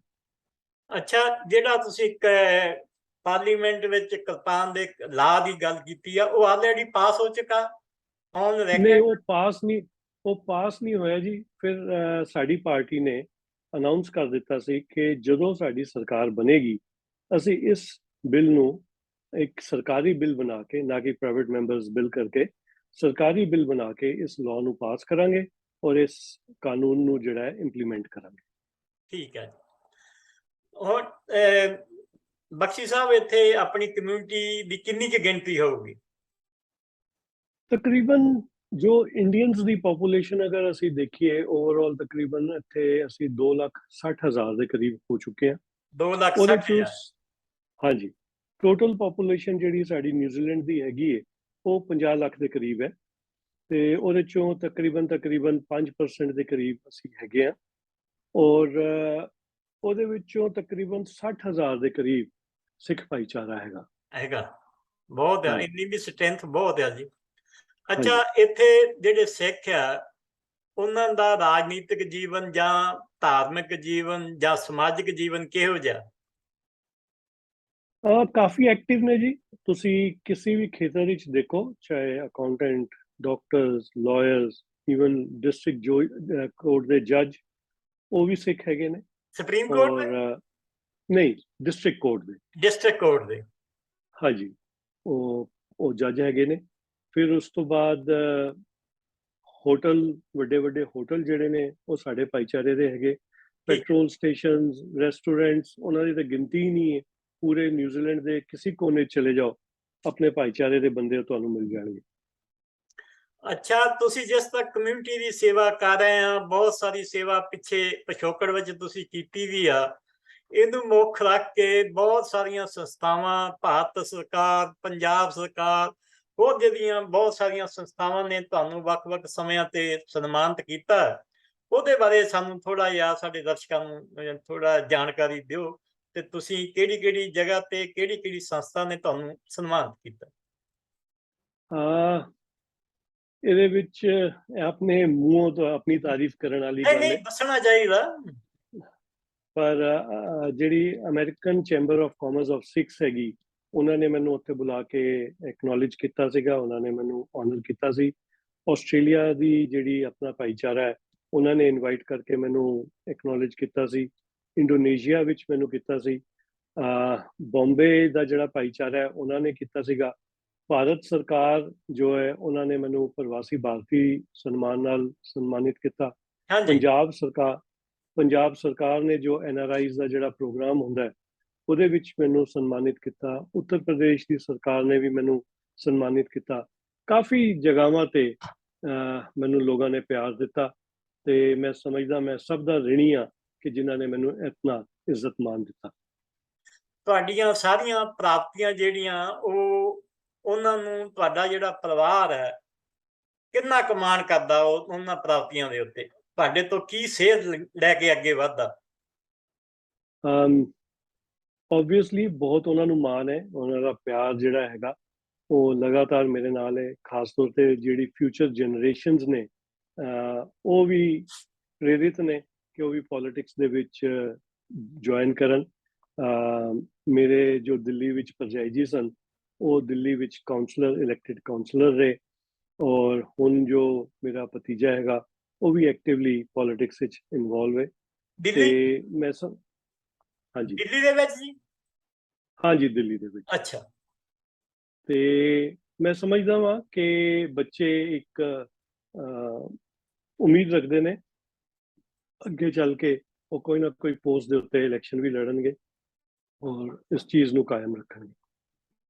ਅੱਛਾ ਬਖਸ਼ੀ ਸਾਹਿਬ, ਜਿਸ ਤਰ੍ਹਾਂ ਆਪਾਂ ਸਾਰੇ ਵੱਖ-ਵੱਖ ਦੇਸ਼ਾਂ ਵਿੱਚ ਆ ਕੇ ਆਪਣੀ ਸਟਰਗਲ ਕੀਤੀ ਆ, ਆਪਣੇ ਆਪ ਨੂੰ ਐਸਟੈਬਲਿਸ਼ ਕੀਤਾ, ਲੇਕਿਨ ਇੰਨਾ ਕੁਝ ਕਰਨ ਦੇ ਬਾਵਜੂਦ ਵੀ ਸਾਨੂੰ ਜਿਹੜਾ ਆਪਣੀ ਮਿੱਟੀ ਦਾ ਮੋਹ, ਜਿਹੜੀ ਸਾਡੀ ਜਨਮ ਭੂਮੀ ਆ, ਉਹ ਹਰ ਟਾਈਮ ਸਾਡੇ ਦਿਮਾਗ ਦੇ ਵਿੱਚ ਘੁੰਮਦੀ ਫਿਰਦੀ ਰਹਿੰਦੀ ਆ।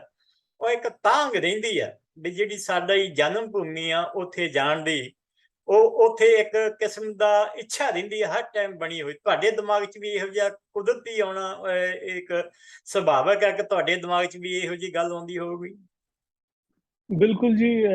ਚਹਿਲ ਸਾਹਿਬ, ਇੱਕ ਉਹ ਟੌਪਿਕ ਹੈ ਜਿਸ ਨੂੰ ਸੋਚ ਕੇ ਵੀ ਰੋਂਗਟੇ ਖੜੇ ਹੋ ਜਾਂਦੇ ਨੇ। ਹੁਣ ਵੀ ਮੇਰੇ ਰੋਂਗਟੇ ਖੜੇ ਹੋ ਗਏ ਨੇ।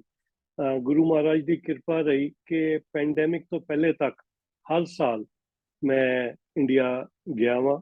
ਕਈ ਵਾਰ ਸਾਲ ਵਿੱਚ 2-2, 3-3 ਵਾਰੀ ਵੀ ਗਿਆ ਵਾਂ। ਔਰ ਉਹਨਾਂ ਟ੍ਰਿਪਸ ਦੇ ਵਿੱਚ ਇੱਕ ਮੇਰਾ ਮੇਨ ਫੋਕਸ ਹੁੰਦਾ ਸੀਗਾ ਕਿ ਹਰਮੰਦਰ ਸਾਹਿਬ ਜਾ ਕੇ ਜ਼ਰੂਰ ਦਰਸ਼ਨ ਕਰਕੇ ਆਵਾਂ। ਤੇ 21 ਸਾਲਾਂ ਚੋਂ ਮੈਂ ਕਹਾਂਗਾ ਕਿ 19 ਸਾਲ ਮੈਂ ਇਹ ਜਿਹੜਾ ਪ੍ਰਣ ਸੀਗਾ ਉਸਨੂੰ ਨਿਭਾਇਆ। 19 ਸਾਲ ਮੈਂ ਹਰ ਸਾਲ ਦਰਬਾਰ ਸਾਹਿਬ ਜਾਂਦਾ ਰਿਹਾ। ਹੁਣ ਇਸ ਸਾਲ ਵੀ ਮੈਂ ਹੋ ਕੇ ਆਇਆ ਵਾਂ ਤੇ ਆਲਰੇਡੀ ਮੱਥਾ ਟੇਕ ਆਇਆ, ਫਿਰ ਜਾ ਰਿਹਾ ਵਾਂ ਤੇ ਮੇਰੀ ਕੋਸ਼ਿਸ਼ ਹੋਏਗੀ ਕਿ ਫਿਰ ਤੋਂ ਜਾ ਕੇ ਹਰਿਮੰਦਰ ਸਾਹਿਬ ਦੇ ਦਰਸ਼ਨ ਕਰਕੇ ਆਵਾਂ। ਇਹ ਇੱਕ ਐਸੀ ਖਿੱਚ ਹੈ ਜੋ ਇੰਡੀਆ ਲੈ ਕੇ ਜਾਂਦੀ ਹੈ ਔਰ ਆਪਣੀ ਮਿੱਟੀ ਨਾਲ ਜੁੜਨ ਲਈ ਮੌਕਾ ਦਿੰਦੀ ਹੈ। ਔਰ ਧੰਨ ਧੰਨ ਸ਼੍ਰੀ ਗੁਰੂ ਰਾਮਦਾਸ ਜੀ ਦਾ ਬੜਾ ਆਸ਼ੀਰਵਾਦ ਹੈ ਕਿ ਇੱਥੇ ਤੱਕ ਅਸੀਂ ਪਹੁੰਚ ਪਾਏ ਹਾਂ। ਉਹ ਸਭ ਉਹਨਾਂ ਦੀ ਕਿਰਪਾ ਹੈ। ਅੱਛਾ, ਇੱਥੇ ਨਿਊਜ਼ੀਲੈਂਡ ਦੇ ਵਿੱਚ ਕਿੰਨੇ ਕੁ ਗੁਰਦੁਆਰਾ ਸਾਹਿਬਾਨ ਇੱਥੇ ਬਣੇ ਹੋਏ ਆ? ਤਕਰੀਬਨ ਇੱਥੇ 20 ਗੁਰੂ ਘਰ ਹੈਗੇ ਜੀ। ਜਿਸ ਟਾਈਮ ਮੈਂ 2001 ਵਿੱਚ ਆਇਆ ਸੀਗਾ, ਉਸ ਟਾਈਮ ਤੇ 3 ਗੁਰੂ ਘਰ ਸਨ। ਪਰ ਜਿਵੇਂ ਜਿਵੇਂ ਸਾਡੀ ਪੋਪੂਲੇਸ਼ਨ ਵੱਧਦੀ ਗਈ, ਜਿਵੇਂ ਜਿਵੇਂ ਫੈਲਦੀ ਗਈ ਨਿਊਜ਼ੀਲੈਂਡ ਦੇ ਵਿੱਚ, ਵੱਖ-ਵੱਖ ਸ਼ਹਿਰਾਂ ਦੇ ਅੰਦਰ ਗੁਰੂ ਘਰ ਖੁੱਲਦੇ ਗਏ। ਹਰ ਜਗ੍ਹਾ ਤੇ ਸਾਡੀ ਜਿਹੜੀ ਸੰਗਤ ਹੈ, ਉਹਨਾਂ ਨੇ ਉਪਰਾਲਾ ਕਰਕੇ ਗੁਰੂ ਘਰ ਬਣਾਏ ਨੇ, ਤੇ ਤਕਰੀਬਨ 20 ਦੇ ਕਰੀਬ ਪੂਰੇ ਨਿਊਜ਼ੀਲੈਂਡ ਦੇ ਵਿੱਚ ਇਸ ਟਾਈਮ ਗੁਰੂ ਘਰ ਹੈਗੇ ਨੇ। ਕਿੰਨੀ ਪਾਪੂਲੇਸ਼ਨ ਹੈ ਜੀ ਨਿਊਜ਼ੀਲੈਂਡ ਦੀ ਟੋਟਲ? ਟੋਟਲ 50 ਲੱਖ ਦੇ ਕਰੀਬ ਹੈ ਜੀ ਸਾਡੀ ਪੋਪੂਲੇਸ਼ਨ। ਬਹੁਤ ਜ਼ਿਆਦਾ ਨਹੀਂ ਗੀ ਹੈਗੀ, 50 ਲੱਖ ਇਸ ਨਥਿੰਗ। ਹਾਂਜੀ, ਬਹੁਤ ਉਸ ਤਰ੍ਹਾਂ ਦੇਖਿਆ ਜਾਏ ਤੇ ਅਗਰ ਅਸੀਂ ਏਰੀਆ ਵਾਈਜ਼ ਦੇਖੀਏ ਤੇ ਸਾਡੀ ਕੰਟਰੀ ਜਿੰਨਾ ਵੱਡਾ ਯੂਕੇ ਹੈਗਾ ਉਤਨਾ ਵੱਡਾ ਹੈ, ਪਰ ਪੋਪੂਲੇਸ਼ਨ ਦੇ ਲਿਹਾਜ਼ ਨਾਲ ਅਸੀਂ ਸਿਰਫ 5 ਮਿਲੀਅਨ ਦੇ ਕਰੀਬ ਹੈਗੇ। ਤੁਹਾਡੇ ਕੰਟਰੀ ਦੀ ਜਿਹੜੀ ਪ੍ਰਾਈਮ ਮਿਨਿਸਟਰ ਆ, ਉਹਦੇ ਬਾਰੇ ਕੋਈ ਜਾਣਕਾਰੀ ਦਿਓ। ਉਹ ਮੇਰੀ ਵਿਰੋਧੀ ਪਾਰਟੀ ਤੋਂ ਹੈ ਜੀ। ਮੈਂ ਚਲੋ ਕੋਈ ਗੱਲ ਨਹੀਂ, ਵਿਰੋਧੀ ਪਾਰਟੀ। ਮੈਂ ਉਹਨਾਂ ਦੀ ਇਤਨਾ ਕਹਾਂਗਾ ਕਿ ਕਾਫੀ ਉਹਨਾਂ ਨੇ ਅੱਛੇ ਤਰੀਕੇ ਨਾਲ ਕਠਿਨ ਸਮੇਂ ਜਿਹੜਾ ਹੈ ਉਹ ਨਿਕਾਲਿਆ ਹੈਗਾ। ਤੇ ਚਲੋ ਪੋਲਿਟਿਕਸ ਵਿੱਚ ਕਈ ਗਲਤੀਆਂ ਵੀ ਹੁੰਦੀਆਂ ਨੇ, ਹਾਂਜੀ ਮੈਂ ਹਾਂਜੀ। ਉਹਨਾਂ ਦਾ ਜ਼ਿਕਰ ਨਹੀਂ ਕਰਨਾ ਚਾਹਾਂਗਾ। ਪਰ ਓਵਰਆਲ ਖਾਸ ਤੌਰ ਤੇ ਜਦੋਂ ਕ੍ਰਾਈਸਟ ਚਰਚ ਦਾ ਇਨਸੀਡੈਂਟ ਹੋਇਆ ਸੀ, ਜਿਹਦੇ ਵਿੱਚ 50 ਦੇ ਕਰੀਬ ਲੋਕਾਂ ਨੂੰ ਮਾਰ ਦਿੱਤਾ ਗਿਆ ਸੀਗਾ, ਉਸ ਟਾਈਮ ਤੇ ਵੀ ਉਹਨਾਂ ਨੇ ਕਾਫੀ ਧੜੱਲੇ ਨਾਲ ਖੜੇ ਹੋ ਕੇ ਲੋਕਾਂ ਦਾ ਸਾਥ ਦਿੱਤਾ ਸੀਗਾ, ਤੇ ਉਸ ਚੀਜ਼ ਨੂੰ ਲੋਕਾਂ ਨੇ ਵਰਲਡ ਵਾਈਡ ਐਪਰੀਸ਼ੀਏਟ ਕੀਤਾ। ਅੱਛਾ, ਆਖਰ ਦੇ ਵਿੱਚ ਤੁਸੀਂ ਆਪਣੇ ਸਮਾਜ ਦੇ ਲੋਕਾਂ ਨੂੰ ਜਾਂ ਸਮਾਜ ਦੇ ਨੌਜਵਾਨ ਮੁੰਡੇ ਕੁੜੀਆਂ ਨੂੰ ਕੀ ਸੰਦੇਸ਼ ਦੇਣਾ ਚਾਹੁੰਦੇ? ਚਹਿਲ ਸਾਹਿਬ, ਮੈਂ ਜਿੱਥੇ ਵੀ ਜਾਂਦਾ ਵਾਂ ਇਹ ਕੁਝ ਚੀਜ਼ਾਂ ਜਿਹੜੀਆਂ ਮੈਂ ਦੁਹਰਾਉਂਦਾ ਵਾਂ, ਅੱਜ ਫਿਰ ਮੈਂ ਇਹਨਾਂ ਨੂੰ ਦੁਹਰਾਵਾਂਗਾ। ਪਹਿਲੀ ਗੱਲ, ਸਾਨੂੰ ਆਪਣੇ ਸਿੱਖੀ ਸਰੂਪ ਦਾ ਮਾਣ ਹੋਣਾ ਚਾਹੀਦਾ ਹੈ। ਜਿੱਥੇ ਵੀ ਅਸੀਂ ਜਾਈਏ ਅਸੀਂ ਫਖਰ ਨਾਲ ਕਹੀਏ ਕਿ ਅਸੀਂ ਸਿੱਖ ਹਾਂ, ਕਿਉਂਕਿ ਬਹੁਤ ਸਾਰੀ ਕੁਰਬਾਨੀਆਂ ਦੇਣ ਤੋਂ ਬਾਅਦ ਇਹ ਸਰੂਪ ਸਾਨੂੰ ਮਿਲਿਆ ਹੈ। ਸਾਨੂੰ ਆਪਣੇ ਕਲਚਰ ਦਾ, ਆਪਣੀ ਭਾਸ਼ਾ ਦਾ, ਆਪਣੀ ਰੋਟੀ ਦਾ, ਆਪਣੀ ਮਾਂ ਬੇਟੀ ਦਾ ਬਹੁਤ ਧਿਆਨ ਰੱਖਣ ਦੀ ਲੋੜ ਹੈ। ਕਿਉਂਕਿ ਅਗਰ ਅਸੀਂ ਇਹਨਾਂ ਚੀਜ਼ਾਂ ਨੂੰ ਭੁਲਾ ਦੇਵਾਂਗੇ, ਅਸੀਂ ਆਪਣੇ ਬੱਚਿਆਂ ਨੂੰ ਅਗਰ ਇਹ ਪਾਸ ਔਨ ਨਹੀਂ ਕਰਾਂਗੇ, ਤੇ ਆਉਣ ਵਾਲੀ ਜਿਹੜੀ ਫਿਊਚਰ ਜਨਰੇਸ਼ਨਸ ਨੇ ਉਹ ਆਊਟ ਆਫ ਟੱਚ ਹੋ ਜਾਣਗੀਆਂ। ਜਦੋਂ ਮੈਂ ਨਿਊਜ਼ੀਲੈਂਡ ਆਇਆ, ਮੈਂ ਆਪਣੀ ਵਾਈਫ ਦੇ ਨਾਲ, ਅਸੀਂ ਦੋਨਾਂ ਨੇ ਮਿਲ ਕੇ ਪ੍ਰੋਮਿਸ ਕੀਤਾ ਕਿ ਅਸੀਂ ਆਪਣੇ ਘਰ ਵਿੱਚ ਬੱਚਿਆਂ ਦੇ ਨਾਲ ਪੰਜਾਬੀ ਭਾਸ਼ਾ ਦੇ ਵਿੱਚ ਬੋਲਾਂਗੇ। ਉਹਨਾਂ ਨੇ ਬਾਹਰ ਜਾ ਕੇ ਇੰਗਲਿਸ਼ ਸਿੱਖ ਜਾਣੀ ਹੈ, ਅਸੀਂ ਉਹਨਾਂ ਨੂੰ ਰੋਕ ਨਹੀਂ ਸਕਦੇ ਇਸ ਚੀਜ਼ ਨੂੰ। ਉਹਨਾਂ ਨੇ ਇੰਗਲਿਸ਼ ਬੋਲਣੀ ਹੈ, ਸਾਨੂੰ ਇਸ ਗੱਲ ਦਾ ਡਰ ਨਹੀਂ ਹੈ। ਪਰ ਇਹਨਾਂ ਨਾਲ ਪੰਜਾਬੀ ਕੋਈ ਨਹੀਂ ਬੋਲੇਗਾ, ਸਾਨੂੰ ਹੀ ਸਿਖਾਣੀ ਪਏਗੀ। ਔਰ ਮੈਨੂੰ ਫਖਰ ਹੈ, ਮੇਰੇ ਦੋਨੋਂ ਬੱਚੇ ਬੜੇ ਫਲੂਐਂਟਲੀ ਪੰਜਾਬੀ ਬੋਲਦੇ ਨੇ। ਵੱਡਾ ਬੇਟਾ ਜਿਹੜਾ ਉਹ ਗੁਰਮੁਖੀ ਪੜ੍ਹ ਵੀ ਲੈਂਦਾ ਹੈ, ਗੁਰੂ ਮਹਾਰਾਜ ਨਾਲ ਚਰਨੀ ਲੱਗਾ ਹੈ। ਸਾਡੇ ਘਰ ਪ੍ਰਕਾਸ਼ ਜਿਹੜਾ ਹੈਗਾ ਗੁਰੂ ਮਹਾਰਾਜ ਦਾ, ਬੱਚੇ ਉੱਥੇ ਹਾਜ਼ਰੀ ਭਰਦੇ ਨੇ। ਤੇ ਇਹ ਚੀਜ਼ ਜਿਹੜੀ ਹੈ, ਇਸ ਦਾ ਸਾਨੂੰ ਫਖਰ ਹੋਣਾ ਚਾਹੀਦਾ ਹੈ। ਔਰ ਸਿੱਖੀ ਦਾ ਪ੍ਰਚਾਰ ਅਗਰ ਅਸੀਂ ਨਹੀਂ ਕਰਾਂਗੇ ਤੇ ਕੋਈ ਹੋਰ ਬਾਹਰੋਂ ਆ ਕੇ ਨਹੀਂ ਕਰਨ ਲੱਗਾ। ਆਪਣੇ ਬੱਚਿਆਂ ਨੂੰ ਅਸੀਂ ਲੈ ਕੇ ਜਾਈਏ। ਮੈਂ ਇੱਕ ਗੱਲ ਹੋਰ ਵੀ ਕਈ ਵਾਰ ਫਿਊਚਰ ਜਨਰੇਸ਼ਨ ਜਿਹੜੀ ਹੈ ਉਹਦਾ ਧਿਆਨ ਰੱਖਦੇ ਹੋਏ ਕਹਿੰਦਾ ਵਾ ਕਿ ਬੱਚਿਆਂ ਦੇ ਜਿਹੜੇ ਨਾਮ ਨੇ ਉਹਨਾਂ ਨੂੰ ਗੁਰਬਾਣੀ ਨਾਲ ਜੋੜ ਕੇ ਦੇਖਿਆ ਜਾਵੇ। ਉਹਨਾਂ ਦੇ ਨਾਮ ਦੇ ਨਾਲ ਉਹਨਾਂ ਦੇ ਅੰਦਰ ਇੱਕ ਜਜ਼ਬਾ ਆਏਗਾ। ਉਹ ਜਦ ਆਪਣਾ ਨਾਮ ਕਿਸੇ ਨੂੰ ਐਕਸਪਲੇਨ ਕਰਨਗੇ, ਕਿਉਂਕਿ ਆਮ ਤੌਰ ਤੇ ਗੋਰੇ ਪੁੱਛਦੇ ਨੇ ਤੁਹਾਡੇ ਨਾਮ ਦਾ ਕੀ ਮਤਲਬ ਹੈ। ਅਗਰ ਉਹ ਗੁਰਬਾਣੀ ਚੋਂ ਕੋਈ ਨਾਮ ਹੁੰਦਾ ਹੈ, ਬੜੇ ਸੋਹਣੇ ਸੋਹਣੇ ਨਾਮ ਗੁਰਬਾਣੀ ਚੋਂ ਮਿਲਦੇ ਨੇ, ਉਹ ਬੱਚਿਆਂ ਨੂੰ ਆਪਣੇ ਨਾਮ ਦਿਓ। ਕੋਈ ਹੈ ਪੀਟਰ, ਜੌਨੀ, ਜੌਨ, ਇਹ ਰੱਖਣ ਦਾ ਕੋਈ ਫਾਇਦਾ ਨਹੀਂ ਹੈ। ਹਾਂਜੀ, ਗੋਰੇ ਅਲਟੀਮੇਟਲੀ ਤੁਹਾਡਾ ਮੁਸ਼ਕਿਲ ਨਾਮ ਵੀ ਹੋਵੇ ਉਸ ਨੂੰ ਬੋਲਣਾ ਸਿੱਖ ਜਾਂਦੇ ਨੇ। ਸਿੱਖ ਤੁਸੀਂ ਜਾਂਦੇ ਆਪਣੇ ਜੀ, ਨਾਮ, ਸਿੱਖ ਜਾਂਦੇ ਆ। ਹਾਂ, ਆਪਣੇ ਨਾਮ ਦੀ ਤੁਸੀਂ ਜਿਹਨੂੰ ਤੋਹੀਨ ਨਾ ਕਰੋ, ਗੋਰਿਆਂ ਨੂੰ ਇਨਸਿਸਟ ਕਰੋ। ਕਿਉਂਕਿ ਜਿਵੇਂ ਮੈਂ ਆਪਣਾ ਦੱਸਦਾ ਵਾਂ ਕਿ ਮੇਰੇ ਜਿਹੜੇ ਪਾਰਲੀਮੈਂਟਰੀ ਕੋਲੀਗ ਸਨ, ਸ਼ੁਰੂ ਵਿੱਚ ਉਹ ਮੇਰਾ ਨਾਮ ਨਹੀਂ ਲੈ ਪਾਉਂਦੇ ਸਨ, ਪਰ ਹੌਲੇ ਹੌਲੇ ਉਹ ਸਿੱਖ ਗਏ। ਉਹਨਾਂ ਨੂੰ ਜਦ ਐਕਸਪਲੇਨ ਕੀਤਾ ਉਹ ਹੁਣ ਬੋਲਣਾ ਸਿੱਖ ਗਏ। ਮੇਰੀ ਵਾਈਫ ਜਿੱਥੇ ਕੰਮ ਕਰਦੇ ਸਨ ਪਹਿਲੇ, ਉੱਥੇ ਵੀ ਇਹੀ ਗੱਲ ਸੀਗੀ। ਉਹ ਕਹਿੰਦੇ ਜੀ ਤੂੰ ਇਹਨੂੰ ਸ਼ਾਰਟ ਕਰਕੇ ਇਰਵਿਨ ਕਰ ਲੈ, ਇਰਵਿਨ ਬਹੁਤ ਈਜ਼ੀ ਹੈ ਸਾਡੇ ਲਈ। ਕਹਿੰਦੇ ਨਾ, ਮੇਰਾ ਨਾਮ ਇਰਵਿੰਦਰ ਹੈ, ਤੁਸੀਂ ਇਰਵਿੰਦਰ ਹੀ ਬੁਲਾਓਗੇ ਮੈਨੂੰ। ਤੇ ਇਹ ਚੀਜ਼ ਜਿਹੜੀ ਹੈ ਇਹ ਬੱਚਿਆਂ ਨੂੰ ਸਾਨੂੰ ਸਿਖਾਣੀ ਪਏਗੀ ਕਿ ਆਪਣੇ ਧਰਮ ਨਾਲ, ਆਪਣੀ ਭਾਸ਼ਾ ਦੇ ਨਾਲ, ਗੁਰਬਾਣੀ ਦੇ ਨਾਲ ਜ਼ਰੂਰ ਜੁੜੋ, ਤਾਂ ਕਿ ਅਸੀਂ ਸਿਕਿਉਰ ਕਰ ਸਕੀਏ ਕਿ ਆਉਣ ਵਾਲੀ ਜਿਹੜੀ ਸਾਡੀ ਪਨੀਰੀ ਹੈ ਉਹ ਇਸ ਦੇ ਨਾਲ ਜੁੜ ਸਕੇ ਔਰ ਉਹਨਾਂ ਨੂੰ ਵੀ ਫਖਰ ਮਹਿਸੂਸ ਹੋ ਸਕੇ। ਅੱਛਾ ਬਖਸ਼ੀ ਸਾਹਿਬ, ਇੱਕ ਆਖਰੀ ਸਵਾਲ, ਪੰਜਾਬ ਦੇ ਜਿਹੜੇ ਨੌਜਵਾਨ ਮੁੰਡੇ ਕੁੜੀਆਂ ਜਾਂ ਪਰਿਵਾਰ ਹੈ, ਬਹੁਤ ਸਾਰੇ ਨਿਊਜ਼ੀਲੈਂਡ ਆਉਣ ਲਈ ਉਤਾਵਲੇ ਆ, ਉਹਨਾਂ ਨੂੰ ਉੱਥੇ ਪਹੁੰਚਣ ਲਈ ਕਿਹੜਾ ਤੇ ਕਿਹੋ ਜਿਹਾ ਰਸਤਾ, ਜਿਹੜਾ ਲੀਗਲ ਰਸਤਾ ਹੋਵੇ, ਅਖਤਿਆਰ ਕਰਨਾ ਚਾਹੀਦਾ? ਦੇਖੋ, ਸਰਕਾਰੀ ਜਿਹੜੀ ਵੈਬਸਾਈਟ ਹੈਗੀ www.immigration.govt.nz, ਉਹਦੇ ਵਿੱਚ ਸਾਰੀ ਜਾਣਕਾਰੀ ਹੈਗੀ ਕਿ ਇੱਥੇ ਕਿਹੜੇ ਕਿਹੜੇ ਸਕਿੱਲਸ ਜਿਹੜੇ ਨੇ ਉਹ ਸ਼ਾਰਟੇਜ ਵਿੱਚ ਨੇ। ਅਗਰ ਤੁਹਾਡੇ ਕੋਲ ਉਹ ਸਕਿੱਲਸ ਹੈਗੇ ਤੇ ਡੈਫੀਨੇਟਲੀ ਉਹਨਾਂ ਨੂੰ ਫੋਲੋ ਕਰੋ। ਅਗਰ ਨਹੀਂ ਹੈਗੇ ਤੇ ਮੇਰੀ ਇਹ ਉਹਨਾਂ ਨੂੰ ਹਿਦਾਇਤ ਹੋਏਗੀ, ਉਹਨਾਂ ਨੂੰ ਰਿਕੁਐਸਟ ਹੋਏਗੀ ਕਿ ਡਿਊ ਡਿਲੀਜੈਂਸ ਕਰਕੇ ਇੱਥੇ ਆ ਕੇ ਉਹ ਪੜ੍ਹਾਈ ਕਰੋ, ਤਾਂ ਕਿ ਉਹ ਕੰਮ ਜਿਹੜਾ ਹੈ ਉਹਨਾਂ ਨੂੰ ਜੌਬ ਮਿਲ ਸਕੇ। ਜੌਬ ਮਿਲ ਜਾਏਗਾ ਤੇ ਇੱਥੇ ਪੱਕੇ ਹੋਣ ਦਾ ਵੀ ਮੌਕਾ ਮਿਲ ਜਾਏਗਾ। ਤੇ ਜਦ ਤੱਕ ਤੁਸੀਂ ਆਪਣੀ ਛਾਨਬੀਨ ਨਹੀਂ ਕਰਦੇ ਔਰ ਤੁਸੀਂ ਅੱਖਾਂ ਬੰਦ ਕਰਕੇ ਏਜੰਟ ਦੇ ਕਹਿਣ ਦੇ ਮੁਤਾਬਿਕ ਇੱਥੇ ਕੁਝ ਵੀ ਪੜ੍ਹਨ ਆ ਜਾਂਦੇ ਹੋ ਤੇ ਤੁਹਾਨੂੰ ਉਹਦਾ ਨੁਕਸਾਨ ਹੁੰਦਾ ਹੈ, ਤੁਹਾਨੂੰ ਚੈਲੰਜ ਲੈਣਾ ਪੈਂਦਾ ਹੈ। ਮੈਂ ਸਮਝਦਾ ਕਿ ਆਪਣੀ ਆਪ ਤੌਰ ਤੇ ਤਸੱਲੀ ਕਰਕੇ ਆਓ ਕਿ ਤੁਹਾਡੇ 'ਚ ਕੀ ਕੈਲੀਬਰ ਹੈ। ਕਈ ਵਾਰ ਬੱਚਾ ਜਿਹੜਾ ਹੈ ਉਹ ਬਹੁਤ ਅੱਛਾ ਹੱਥ ਦਾ ਕੰਮ ਕਰਨ ਵਿੱਚ ਹੈਗਾ, ਕਾਰਪੈਂਟਰੀ 'ਚ ਬਹੁਤ ਅੱਛਾ ਹੈ ਜਾਂ ਇਲੈਕਟ੍ਰੀਸ਼ੀਅਨ ਬਹੁਤ ਅੱਛਾ ਹੈ, ਪਰ ਉਹਨੂੰ ਇੱਥੇ ਅਸੀਂ ਕੰਪਿਊਟਰ ਪੜ੍ਹਨ ਲਈ ਭੇਜ ਦਈਏ, ਹਾਂਜੀ ਹਾਂਜੀ। ਗੱਲ ਨਹੀਂ ਬਣੇਗੀ। ਤੇ ਬੱਚਾ ਜਿਹੜਾ ਜਿਸ ਚੀਜ਼ ਵਿੱਚ ਸ਼ੌਂਕ ਰੱਖਦਾ ਹੈ, ਜਿਹਦੇ ਵਿੱਚ ਉਸਨੂੰ ਹੁਨਰ ਹੈਗਾ, ਉਹ ਵਾਲੀ ਪੜ੍ਹਾਈ ਕਰਨ ਲਈ ਆਏ, ਫਿਰ ਉਸਨੂੰ ਇੱਥੇ ਜੌਬ ਮਿਲ ਜਾਏਗਾ। ਪਰ ਇਮੀਗ੍ਰੇਸ਼ਨ ਦੀ ਵੈਬਸਾਈਟ ਦੇ ਉੱਤੇ ਜ਼ਰੂਰ ਦੇਖੇ ਕਿ ਸ਼ਾਰਟ ਸਕਿੱਲ ਵਿੱਚ ਕਿਹੜੀ ਕਿਹੜੀ ਚੀਜ਼ਾਂ ਨੇ। ਜਿਵੇਂ ਅੱਜ ਦੀ ਡੇਟ ਵਿੱਚ ਇੱਥੇ ਨਰਸਿੰਗ ਦੀ ਬਹੁਤ ਡਿਮਾਂਡ ਹੈ, ਨਰਸਿਸ ਬਹੁਤ ਸ਼ਾਰਟੇਜ ਵਿੱਚ ਨੇ, ਤੇ ਨਰਸਿੰਗ ਦਾ ਕੋਰਸ ਆ ਕੇ ਕਰ ਲਓ, ਉਹਦੀ ਪੜ੍ਹਾਈ ਪੂਰੀ ਕਰਕੇ ਤੇ ਤੁਹਾਨੂੰ ਇੱਥੇ ਜੌਬ ਵੀ ਮਿਲ ਜਾਏਗੀ। ਤੇ ਮੇਰੀ ਇਹੀ ਰਿਕੁਐਸਟ ਹੈ ਕਿ ਆਪਣੀ ਖੋਜਬੀਨ ਕਰਕੇ